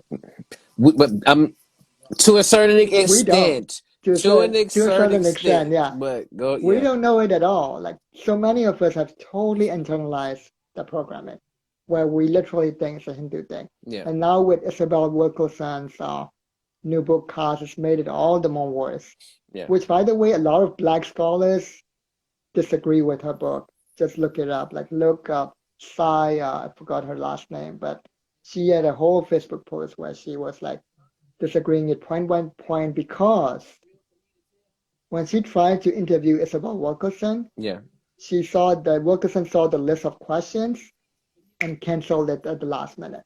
Mm. So she's so scared of even being questioned properly by the right scholars. Oh yeah, of course. Yeah. Man, shouts out to Dr. Amos Wilson. Rest in power. Uh-huh. Shouts Yeah. out to John Henrik Clark, the ancestor, Mm-hmm. one of my favorite ancestors to look into. Yeah. Rest in power. Um, Yeah. Check, Dr. Check, Diop, which he also knew a bit of French, and he spoke from that too. So he got to get that scholarship from out there in Europe too, and bring that back. And there's so many more. Dr. Cress Welsling. I can continue on with the scope of who is all in here. And it's important because that's how we talk about his story, or again, like you said, with the Hindu texts and things of that being purposefully, Mm-hmm. you know, Mm-hmm. um mistranslated so that this confusion can happen. That's how people lose Mm-hmm. out on, again, the oral traditions and the wisdom that's passed down to properly not only practice but share the information going further on. I keep on saying the Bible and a lot of different texts that are translated on 5,000 different times is one of the biggest games of telephone that's ever been Mm-hmm. played too, is Yeah. because literally it goes from one to another, and then certain key words, phrases, and sayings are misconstrued because of the fact that it didn't sound right within the next language. So then now Mm-hmm. you lose out on its full breadth and Yeah. impact. Yeah. So, man. But with that, y'all, Yeah. we're gonna Sorry move. that I had to go on a whole Oh, sidetrack with oh that, but yeah. it was not needed. Yeah. Yeah. Yes. Yeah. Well, it's all good. I mean, this is What's the Word Wednesdays. It's not only just the Mm-hmm. topics here, y'all. So it's whatever Yeah. that comes up. Like, this is what it's all about, man. We're here to build, and we're here Yeah. to try to come to, some clarifications and some understandings Mm-hmm. between all of us. That's all it is. Just knowing the Mm-hmm. reasons. But with that, last topic for tonight, and keep me on a timer, Kundan, so then you can know too when you're gonna head out as well. I don't want to Oh keep yeah. you so you can get your rest, because Okay. I've Yeah. been listening to the book via Audible, not Audible, but Oh, I how have a to make program. diseases disappear? Yeah, I Yeah, have a program on yeah. my phone where it basically can read to me the book. All I have to do is drop it in the program and it'll read it to me. So I've been listening to it as I've been Oh, that's driving. really cool. Hmm Is that Speechify? No, Speechify, you have to pay for that stuff. This is another program. Oh, I might okay, have to send it to you. Wait, what phone you got? okay. I got an Android. Yeah. It might actually be on Android as well too. I have to double check, but I'll send it to you. I ended up Okay. paying for it was like $8 so I can have the premium where it doesn't keep giving me oh, you've ran out of your limit and you have to watch an ad Okay. and then it'll give you more words it can read. I just wanted to just continue to read, but I've been Yeah, reading that. I've been reading or listening to it and looking at that's it and reading great. it. But yeah, it's all good. Last topic for tonight. It's all That's good. great. It will save you on buying Audible books or audiobooks. Yeah, Yeah, I mean, but some of these books, yeah, if I really like what they're bringing in the yeah. information and what it sounds like. I mean, honestly, I took snapshots of those 5 pillars or those 4 pillars that was Mm. spoke about in the book, and I'm actually some of those Oh, things yeah. that I've already doing, but now I'm really going to push an effort to do Mm. it again. Um, Great. man, Yeah. y'all are asking me for the dang program. Hold on.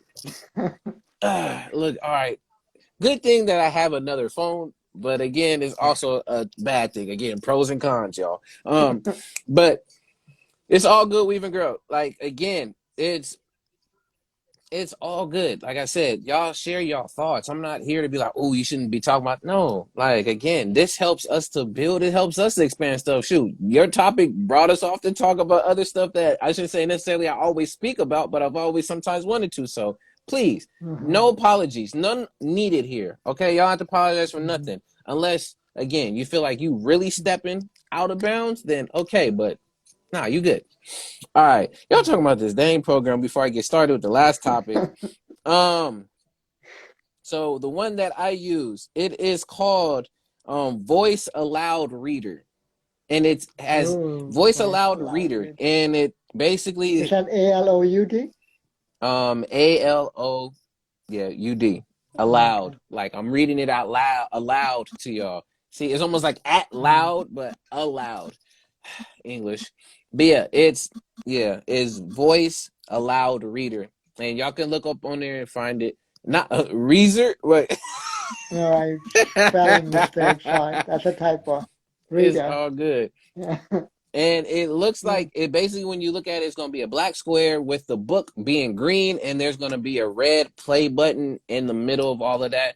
I mean, check it out. You'll find some on there and see if they work for you or not. But what has to happen is y'all gotta have the book on your phone, of course. And there's Mm-hmm. ways you can also get books and PDFs. Not You can only get a lot of books for free through the Libby app, yes, so through your local library. yes, Yeah. and then all I gotta do is Mm-hmm. transfer it, boom, right into that program, Mm-hmm. and it'll read Yeah. it for you. It'll read Mm-hmm. everything, and when I mean everything, copyright 2005. It'll read everything that is on those pages. But with that, last topic for tonight, in connection to previous topics, we're gonna talk about how conditioning affects us. Mm-hmm. And with that preference in how conditioning affects us, I had to at least get, again, in this case, I wanted to look up and give y'all the definition of condition so you can know what we're talking about when it comes to condition. We're not talking about condition for your hair, okay? Not in that particular case, or conditioner. We're not talking about something that's happening for you, but in this particular case, conditioning when it comes to a process. But let me read some out to you and then we'll continue. So, and this is from Webster's dictionary. You can look up other dictionaries, but we're using Webster's because Chris requested. So we're using what Chris requested. Shouts out to the fam. Right. Condition. In this particular case, they're using it as a noun. First definition says a premise upon which fulfillment of an agreement depends. So a stipulation. So a condition. If you do this for me, then there's a possibility that we can get this done as well. That's one of the conditions. Mm-hmm. Uh, Another one, a provision making the effect of a legal instrument contingent upon an uncertain event. Again, you meeting these certain terms and conditions. Mm-hmm. So when you're on Instagram or on YouTube and all of these, you know the conditions for if you're giving out content in certain way. You know that if you step out the bounds, The harassment, whatever it TOS is, terms of TOS, terms service, of yeah. services, those are the conditions there. Mm-hmm. Second definition, something essential to the appearance or occurrence of something else. So it's a prerequisite. So something for it to happen. So if I want to look healthier, the condition would be, or the prerequisite would also be that I eat healthier and I work out, exercise, all of that, etc. That's for me to look healthier. Another one, a restricting or modifying factor. So a qualification. So if you want to be qualified for something, you have to meet that condition. So if I wanted to be a psychologist or even a psychiatrist, the condition would be that I would have to go back to school and get a specific schooling as well as a specific degree. And what is that? I can't even think of credential to be a psychologist or psychiatrist. That's the condition. Mm-hmm. Another condition, a state of being, just a human condition.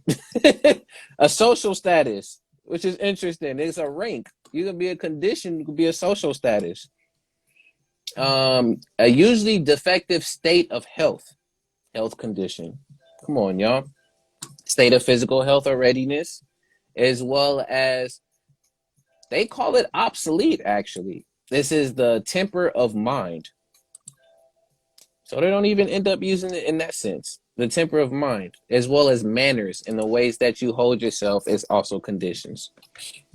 But those are the definitions. I'm not going to get into the verb ones. Agree, there's very similar, but those are all the ones I have for condition. Mm.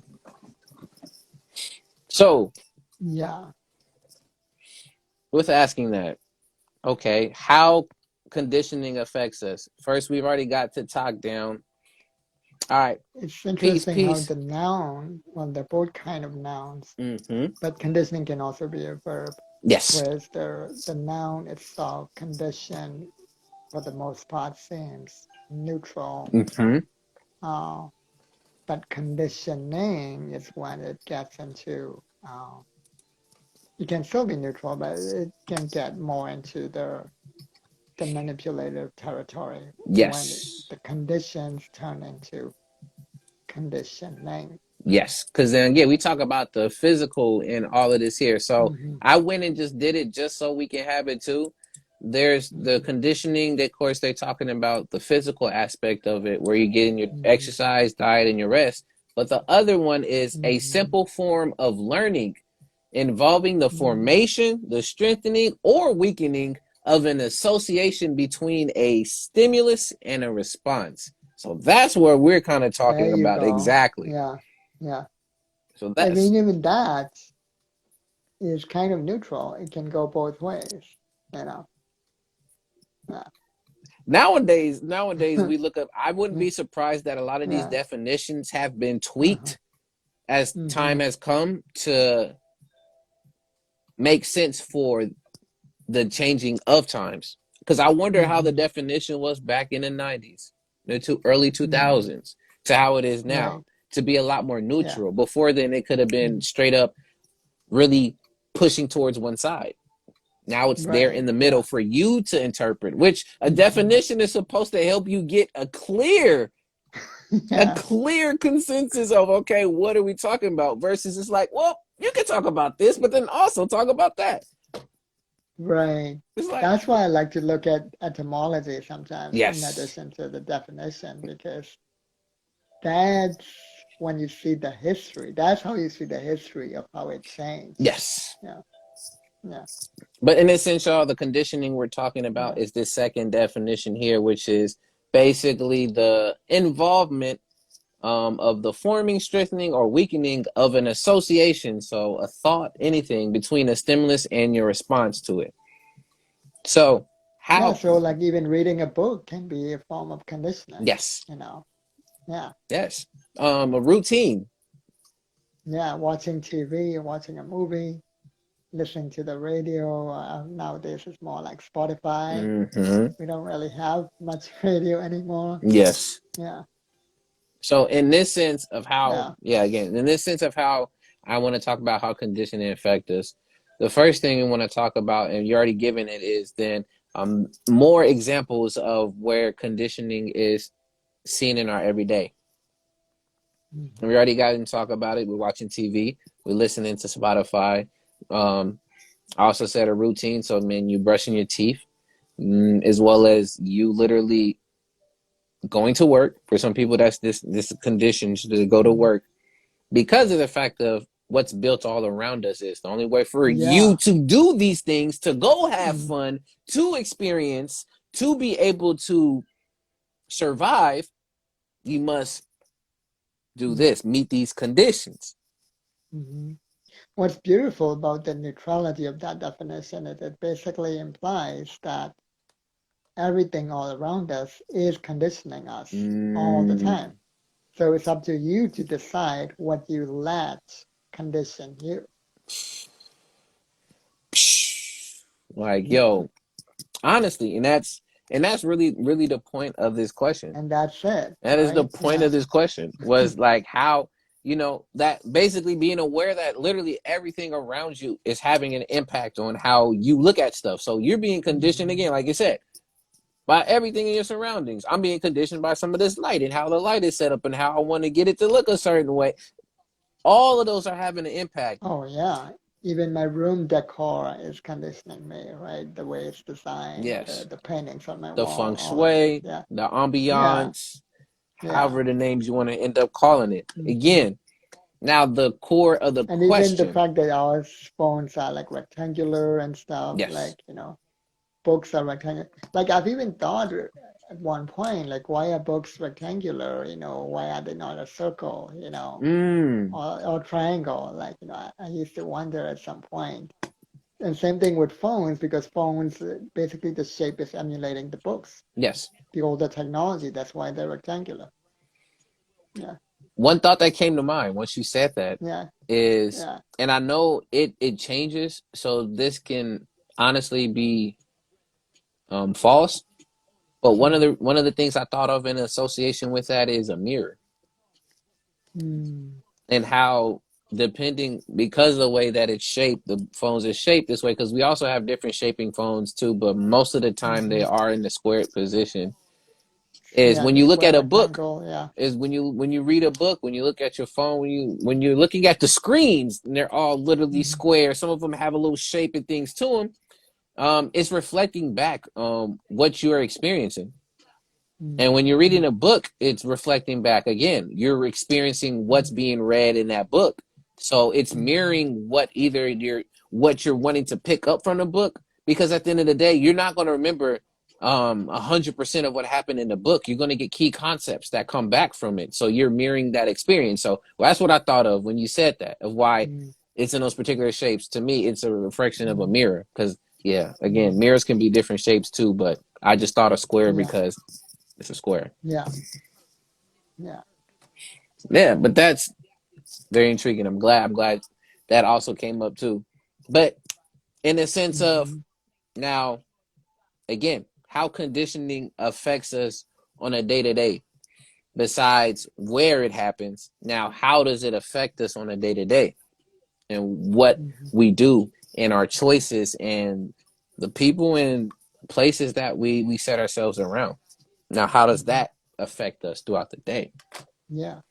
Like even with social media, right? Especially with Instagram and TikTok, uh, especially with Instagram really pushing the 15-second, 30-second, 1 minute reels, and same thing with the TikTok. Yeah. Uh, and really, Instagram is really trying to compete with TikTok now. That's why they created reels, Yes. right? And that's why they even want to monetize reels now, right? They want to like offer monetization to creators, real creators. First, the Mm, incentive was reach, like reels have far more reach by far. yes. Yes. Like if you do reels all the time, you'll probably never be able to, never need to buy ads. That's how much the reach is, right? Mm, Uh, but now on top of that, they even want to offer a second incentive, which is the they want to pay. So some creators, right? Mm, Uh, so, but how is all of that conditioning us, right? They're conditioning us to not think very deep. I feel like that's conditioning us to think in these 15-second, 30-second sound bites. yes. Yes, no, you're very right. And now, I mean, now that you brought it up, I went and actually, because I have my other phone, I went and looked at the reels that I put up for, I do my 15 little seconds. So tell me Mm-hmm. this segments of those questions. Yeah. And I'm seeing over here literally 2,000, 1,000, Exactly, one that's what I'm thousand. saying. Like, I'm like, Mm-hmm. compared to your regular page, and it only gets sent to honestly about 10% of your overall followers within on your page. So that's why Mm-hmm. you'd be surprised to be like, okay, why I'm seeing less traffic here, but then more traffic when it's on the reels. Again, you see the conditioning and Now it's more programming. like 5%. Now I've noticed that, Mm, yeah, I have 2,000 followers and my regular post now has just about 100, 150 reach. mm. Yeah. Gatekeepers, y'all. Mm-hmm. Gatekeepers for a lot of this stuff. But okay, I'm glad really bringing up social media when it comes to this conditioning, Mm-hmm. because I'm seeing again social media be in the forefront. Not even the news or even TV being a main component as much as anymore, but social media Mm-hmm. being the main driving force when it comes to this push of the conditioning of not only the thought and these isms, but also the behaviors and the way people address each other now. Mm-hmm. And that conditioning through TikTok, which is the biggest one, which I know is owned by Chinese. I mean, yeah, shouts out the Mm-hmm. owner. Yeah, that's why I don't want a TikTok, because we already have enough of our own information out in the U.S. and don't need it in any Yeah. other different countries in this particular case. Even though if y'all look into your birth certificate, I'm not going to go further, but learn a little bit more about your birth certificate. You'll be surprised. Those Mm-hmm. numbers stand for something. And your name, why is it always in capitals? Why is it not how we would do just the capital of your first letter and then lowercase everything else? I'm not going to go deeper into it because, again, Mm-hmm. Instagram, YouTube, Facebook, y'all don't get on me. Again, Mm-hmm. I'm just sharing. So stop. But the social medias are heightening the Mm-hmm. faster of the conditioning as well as the conformity for you to get Mm-hmm. the views and the likes and Right. the love from everyone. You Mm-hmm. share this side and this thought and you put it out there, and if people agree with it and they like it, the validation is there. And Mm-hmm. that could be, again, that the fluidity of how that validation can either bring something positive to a situation or bring it negative. In my particular case, y'all can get mad at me, or a lot of the raging extremist feminists can get mad at me, but I don't support, what is this, either third, fourth, or fifth wave feminism, as well as a lot of the other isms, because it's lost its purpose when it's supposed to be the equality for the quote unquote sexes. In this particular case, it's starting to become more of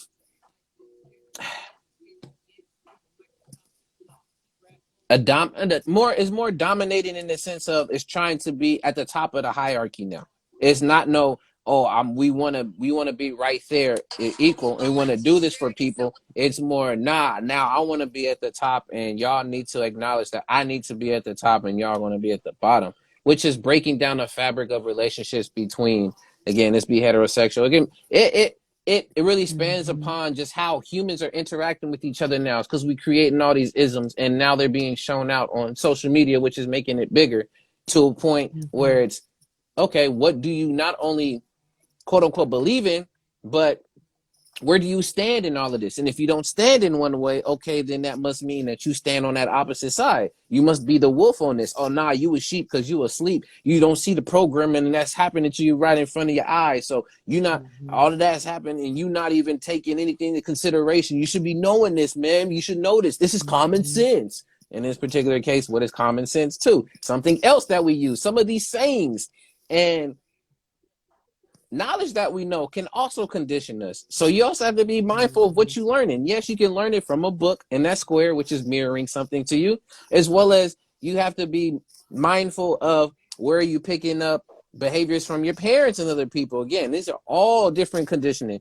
Does to me, this is all learned behavior. We talk about it, it's all learned behavior. Because innately, a Mm-hmm. lot of that stuff when it comes to conditioning, that doesn't happen. Is you already have your natural setups of who you are, your body, and everything else. I like that. Social contracts. Yeah. Yep. Social contracts. Yes. So I don't know if you want to do your spill before you head out. Yeah, like the yeah, like the unspoken, unwritten things, you know. It's yeah, I think uh that's a concern for me sometimes, because it's like you don't see like, the entire context of what somebody is saying. And I know some people, even with that, some people will use the word context in a very manipulative way to not uh, hold themselves accountable for making a Mm, racist remark and saying, "Oh, you didn't see their context." That's not what I'm saying when I yeah. say that. What I'm saying is, even with just just regular statements, sometimes it can be misconstrued when you don't see like the the total context, Yeah. right? Like here's an example. Like I had to like I did a sometimes I pay Instagram a few bucks here and there to boost an ad, Yeah. but but I'm always careful like about which posts I boost because the funny thing is when you boost it, you would think they would show it to more of your followers, but instead it's just shown to non-followers that Hmm. not necessarily random people. It depends on the keywords you give them as well, right? Yes. As well as their like the age and the fact you can give that criteria. Okay. But with what happened today, I feel like I really have to be careful and only boost ads where I'm very clear about Mm, not only what I am for, but also what I'm against, yes. right? So, so I boosted the ad for the picture post when I said, "Be all you are," right? Yes. Which was me speaking up against false binaries, right? Things like that. But after I boosted the ad and I'd only paid about 90 cents, right, so far, uh, I saw that one guy, one like seems like a white guy, like liked it, and I went to his profile, right? Mm-hmm. And then he was a straight up far right, kind of male supremacist, white supremacist kind of guy. And I'm like, huh. So, I think and I I'm know. like, he's against false binaries for a different reason. Yes. So I'm like, okay, so I'm gonna delete this ad. So I just only paid 90 cents and deleted it. And so Mm, now there's only basically one post that I delete that I keep promoting from time to time now. At least that's my decision now. So I deleted that one and I boosted an older one that I boosted before, which was my post for when to say don't take things personally and when not to say it, yes. right? But in that post, I'm very clear that one of the situations when not to say it is uh, racism, like when somebody makes a racist remark, Yeah. and your friend comes to you and says, and if your response is don't take it personally, that would be just victim blaming, right? Perpetuating Yes. oppression. So I said the only situation is when, your partner doesn't put the toothpaste cap back on or something silly like that, Mm, right? Pet peeves, things like that. yes. So yeah, like I really have to be like Intentional. intentional, yeah, and only post things that are not necessarily like not I mean promote things that are not necessarily polarizing, at least not in a manipulated way, Yes. but it's very clear where I stand, right? Mm-hmm. So that people can like that don't end up like following me Yes. or like sharing my posts, yeah. So that's where I feel like conditioning, is making us lose that, that touch with context. Like, Mm. yeah. And similarly, there are people who might see, some of my more spiritual posts and think, oh, this person's just like me, when in reality they're totally like, appropriating multiple cultures and they're spiritual in a totally different way. Like, Mm. yeah. So many layers and levels to a lot of this stuff. That's why Yeah. the conditioning. Yes, right now we can say we speaking in quote unquote negative terms of it, but it shows you how deep rooted a lot of these situations can happen and how compacted and layered they can continue to get as you're just trying to go deeper and deeper to peel some of this stuff off, because you'll think one thing but then find out that it's connected to this thing then that ultimately you didn't even want it to connect to, but it was already there to Yeah. start with. So now it's Yeah. like, okay, where do I Exactly. continue back to being? Hmm. So yeah. That's also why now, like, I've been like a lot more focused in my posts, where before I was kind of more all over the place, but now I'm Mm, like, my posts are now in a sense repetitive, but like I'm okay with that, because what I do now is I'm trying to say the same thing in different ways and different mediums, different formats, where sometimes I would even do the exact same mm, thing, and sometimes it would be like a picture post, single slide. Then you would use a reel to say the same thing. Then I would use a different mm, picture, or sometimes I would use a carousel post. Um, yeah, just do it in different ways, like repeat the message over and over, so that over time yes. people understand the larger context in which I'm saying this message. So right now for me, that message is the anti-false binary and the pro-wholeness, right? The fluidity, Mm, pro-fluidity. there it is. I'm liking that. But Yeah. any last thoughts for you, Kundan, as you leave Oh out? yeah. And then I'm not trying to kick you out, but I'm just trying to respect Right. the fact that I know you have a set time that you're, trying to Oh stay yeah. up No, on. I do. Yeah. So any last thoughts on anything from the show for today? And then I'm gonna continue on a little bit more and then I'll end the show up.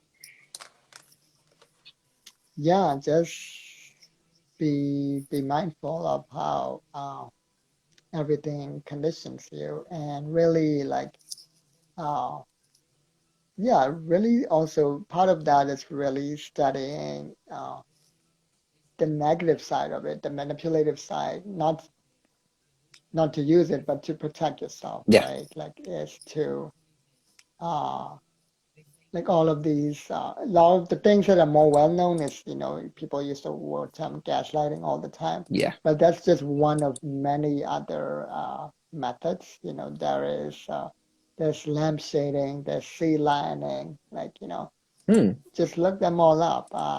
There is nested loops and broken loops, all that, yeah, all Wow. of these things, like, yeah, Yep. psychological weapons, yeah. Said shadow self. Yeah, and also look up the term dark patterns. But that's especially within the context of social media. Like one really good example of a dark pattern is if you have an Amazon account Mm-hmm. or the Amazon app installed, right? Uh, as an experiment, try to look for the place on the app or the website where you can close your Amazon account and see how hard it is. Oh yeah. Mm-hmm. Mm-hmm. Yep. See how complicated it is. Yep. Yep. That's very similar to if y'all see advertisements on YouTube videos or how it's on TV where you subscribe to this, this product that, is supposed to be good for you, whether if it's a product about hair, product about health, and what ends up happening is after you even canceled your subscription, somehow you can still end up getting charged for it because they still have Right. hold of Yeah. your credit card Yeah. information, Mm-hmm. even though you canceled it. Mm-hmm. So you have to go through your credit card company and get in connection with their company to do so. Or ultimately, in some places, it's so bad to the point where you got to get yourself a new card and you have to end up Yeah. turning that one off. So, Uh-huh. Yeah. I mean, Amazon's good about, being easy to cancel the subscriptions, but I'm talking about if you want to just totally close the account the way you would close a bank account, for example, yeah. they make it very hard to do that. Right? Wow. You might have to just call customer service, probably easier. Like, Which is very hard to yeah, find customer service if you have to Google the number, because I'll try to go and look for it yeah, sometimes on the account and there's an email, but they don't give you the number, so you gotta yeah, Google the number. It said, or mm-hmm, your phone yeah, picks up conversations and then starts placing ads even though you never had looked it up. yeah. Oh, yeah, Alexa is probably doing that more likely Alexa because it's listening to you all the time. Or the new or Siri. The Siri, yeah, Siri, and the Google version is that Google has its own thing now too, right? Yeah, Is it the Google Echo or something? Oh no, that's Amazon too. yeah. Amazon Echo. They all Yeah, look at they're yeah, all in cahoots together. That's all I had to end yeah, up saying. But yeah, for my yeah. folks who have an iPhone, real quick game. The reason why it's called iPhone is because the name Siri, if you do it backwards, is Iris, which is an I. So that's why the name of the iPhone is an Oh iPhone, yeah. because the name Iris is I. But Siri backwards. I mean backwards Siri. Come on. Mm-hmm. But yeah, just real quick on y'all. But other than that, thank you so much, Kundan. I know you gotta go. Appreciate your All right. time as Peace. always. Yeah. I'll catch you next time. Catch you next time. But yes, y'all, it's it's very important. Now I'm only gonna do a spiel for about a few more minutes. Y'all are still welcome to still be here chilling. If not, can head out and leave.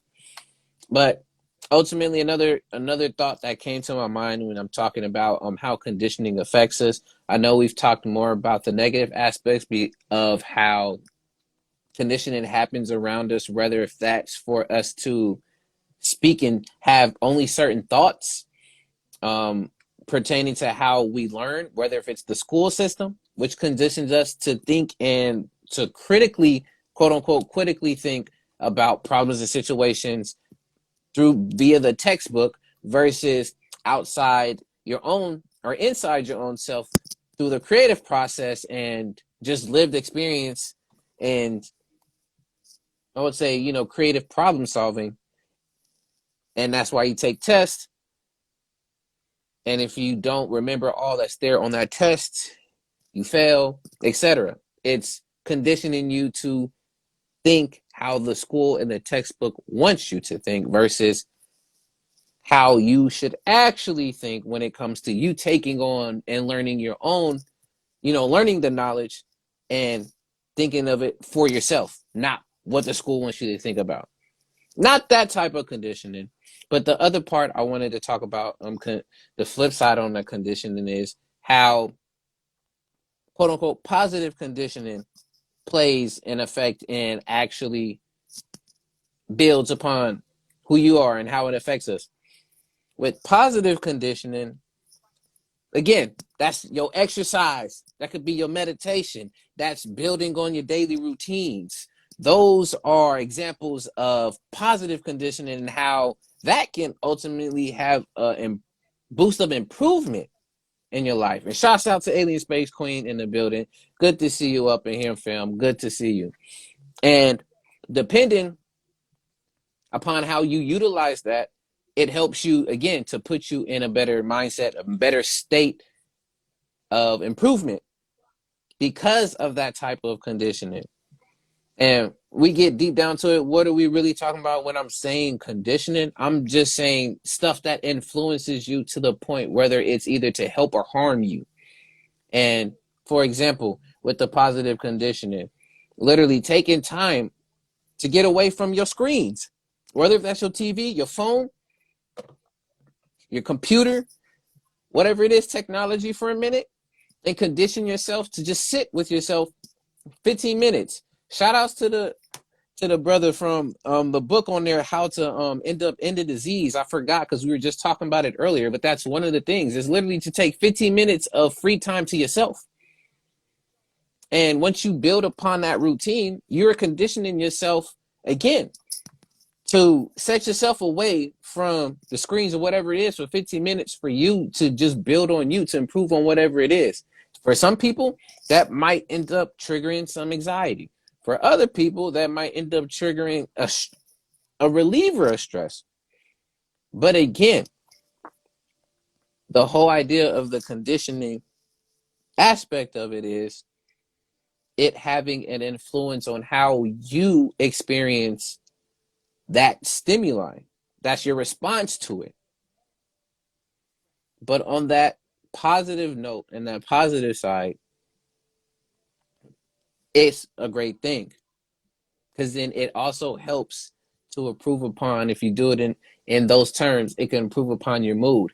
It can also improve upon your drive, as well as your discipline, dedication, motivation, creativity, just your overall fulfillment, because of the fact that you stuck to something and now it's become such a routine, and what I like to also say, muscle memory, to a point that even if one time you decide that you fall off or you don't revisit it, it's as easy as literally, again, coming right back to it. Whether if it's a conversation that you even talked with a friend and you haven't heard or talked to that friend in months or even days or years, but it seems that once you have that conversation again with a friend, it's like y'all never missed a beat. That's how that conditioning can lead up to. Because even though you didn't end up working out, but you had such a long history of working out, now you got yourself into the conditioning to be like, I know what I need to do to get myself back to where I was before, to either maintain or to excel past that. So in the sense of, again, looking at conditioning in a positive aspect, it can be seen as such to help you.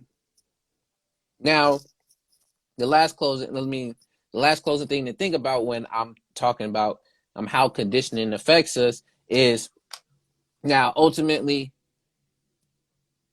how do you use this information to help you with your choices? So how do you use this information to help you with your choices? Okay, now I know that, okay, literally everything around me is having an influence and conditioning me in some way, shape, or form.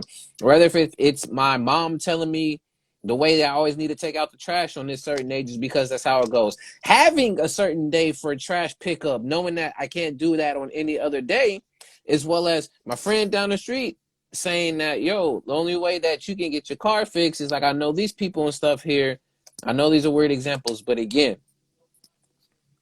knowing that all those different layers can affect the way you make your sandwich, the way you end up using your microwave, all these different parts can play into how you condition or have a response to a certain event.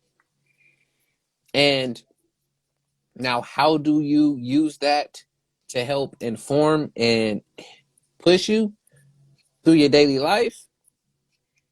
It starts again with the awareness, being mindful and knowing that, yo, this is actually having an impact on what I'm doing today. Okay, now how am I going to look at this? Whether if it's, again, you get in the car and there's a stop sign and people are running through the stop sign. Some people are honestly have been conditioned. In California, I forgot it's the rolling stop. I forgot what they call it. There's a saying for it in California.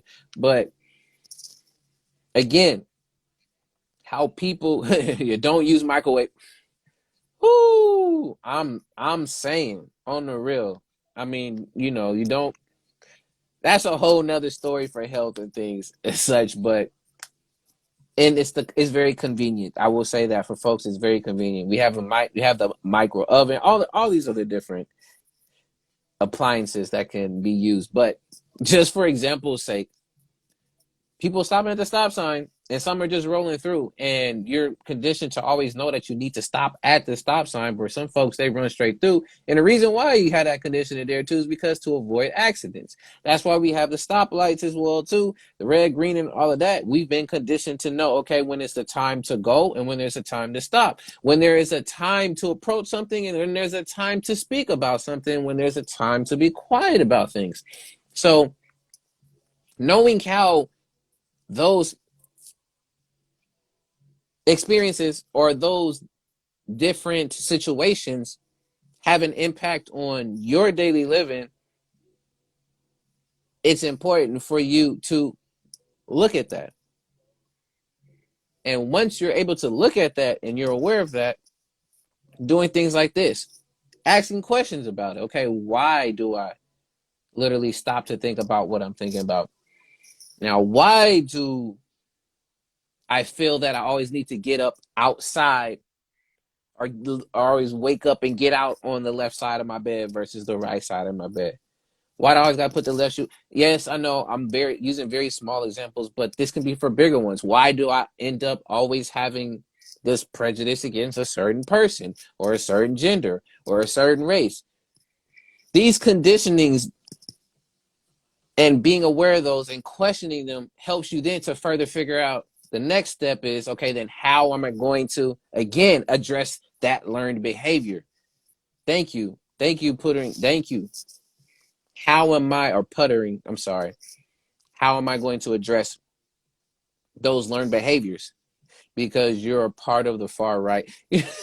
Look at, I know you coming there. It's just towards the end, but much love to Jaw Logic. Jaw Logic in the building. It's beautiful. Again, yes, it comes down, ultimately, that's your decision. And that's the whole thing, is how conditioning affects us, is ultimately it comes down all the way to your decision making. But you have to get there, and it's a process. But the first thing to start off with is being aware that that's something that's going on.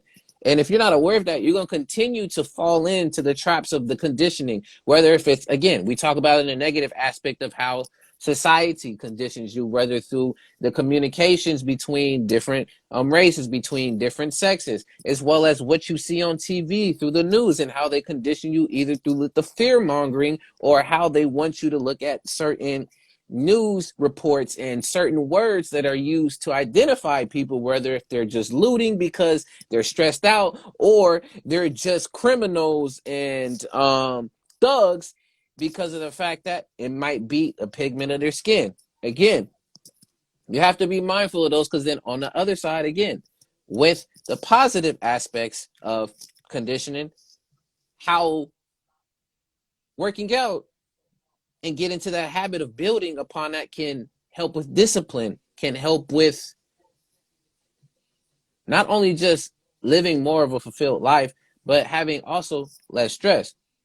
So getting down there to learn about those learned behaviors helps to then to you to figure out how you mix both your logic and your emotions to ultimately come up with what your decision is. And not the decision that 5, 10, 15, 20 people are coming up with, because y'all all want to be connected in some way, shape, or form, or they're conforming you to come up with a decision that may not be best for you, but you taking the time to come up with a decision that is best for you. Whether if you're on the far right, the far left, and I'm not talking about political, I'm just being goofy, wherever you are in your positioning. So amongst all of this, we're being conditioned day in and day out. Routines is a part of a condition. The way you discipline, the way you structure and have a structure is also into that conditioning. So ultimately, it's all on you. With the help and support of books, conversations and talks and reasonings like this, information from other outside sources, nature, all that there is out there, it's all up to you to take all that in, to condense it, to make sense of it, and then to plan and make your decision accordingly. And if it's a right or wrong decision, it's all dependent on your intention and what you get from it, not anybody else. But with that, to wrap up for today's and tonight's show, I should say, And good to see you in here, Lonnie. But we're leaving now. But to wrap up, when it comes to current events, main point I always make is be mindful what's going on in the news and in the world around you, because ultimately it is better to be prepared and aware of what's happening versus to be unprepared and unaware of what's going on, so that you can help not only yourself, but your family, friends, and those that are around you. And so you can have a sense of what's happening in around your own environment, spatial awareness. Second, when it comes to wolf versus sheep, we talked about the key word there is the fluidity. Depending on where you are on the side of the spectrum, a wolf can have very similar traits to what a sheep is, as well as it has its own differences. So whether if you're saying you're a sheep and you think it's about being programmed and that you're stupid or you're helpless, versus being a wolf thinking that you're strong, you're fit, a warrior, whatever it may end up being, or a lone wolf, just know that depending on the experiences and the situations that you're put in, you can be either or. If y'all don't know, shouts out to Aesop's Fables, and you get to see the difference between the wolf and the sheep and how we really look at the wolf and the sheep when we think of, again, what we think is strong or weak. And lastly, when it comes to how conditioning affects us, everything is everything is everything. So either shouts out to all artists who have spoken on about everything is everything, but ultimately everything has an impact. And it's all up to you to create those associations by being aware, asking questions, addressing the learned behavior, and then from there using your logic and emotions to then ultimately come up with a decision that is best for you. Not for the whole, if y'all are not in it together, but more so decision that's best for you to help improve upon yourself. But of course, in that instance, hopefully not hurting anyone else. But with that, y'all, we're not doing it from the top. There's already been 2 hours in, but appreciate everyone else that came through. If you want to watch this, you'll see it on the live playback. Come through wherever it is. But ultimately, thank y'all for all coming in for another episode of What's the Word Wednesday. Shout outs to those who are here, as well as those who are going to be watching this later, whether if you're on Instagram or YouTube. If you're on YouTube, go ahead, subscribe to your boy at A.D.V.I.S. Speaks. We just hit 400 subscribers, so thank y'all for the love and support, and continue, because we're trying to get to 1,000, because I'm not going to lie to y'all. Yeah, I want to monetize some stuff, but at the same time, it's going to help for me to create more content to give it to y'all. I have so many ideas, so subscribe to your boy. Shouts out to the Poor Man's Podcast. Help a brother out. That's the HBO special. I'm not going to steal it from him like that, but I just got to give credit where credit is due. And then lastly, again, take y'all time, love on yourselves, and keep yourself prepared for what's to come. Yes, I dropped the beat tape. I'm not going to do promo here. It's on YouTube. That's all I'm going to say about it. But shouts out to EOM. Rest in beats. Much love to you. But I'm going to end out this episode. So thank y'all again for coming in for What's the Word Wednesdays. We will catch you in 2 weeks. Next Wednesday, we're going to take off. I got an event to go to. But I will catch you in 2 weeks for another What's the Word Wednesdays. But thank y'all so much. Much love. I've been your brother A.D.V.I.S. And we will catch y'all in 2 Wednesdays. Peace, one love, and I'm out.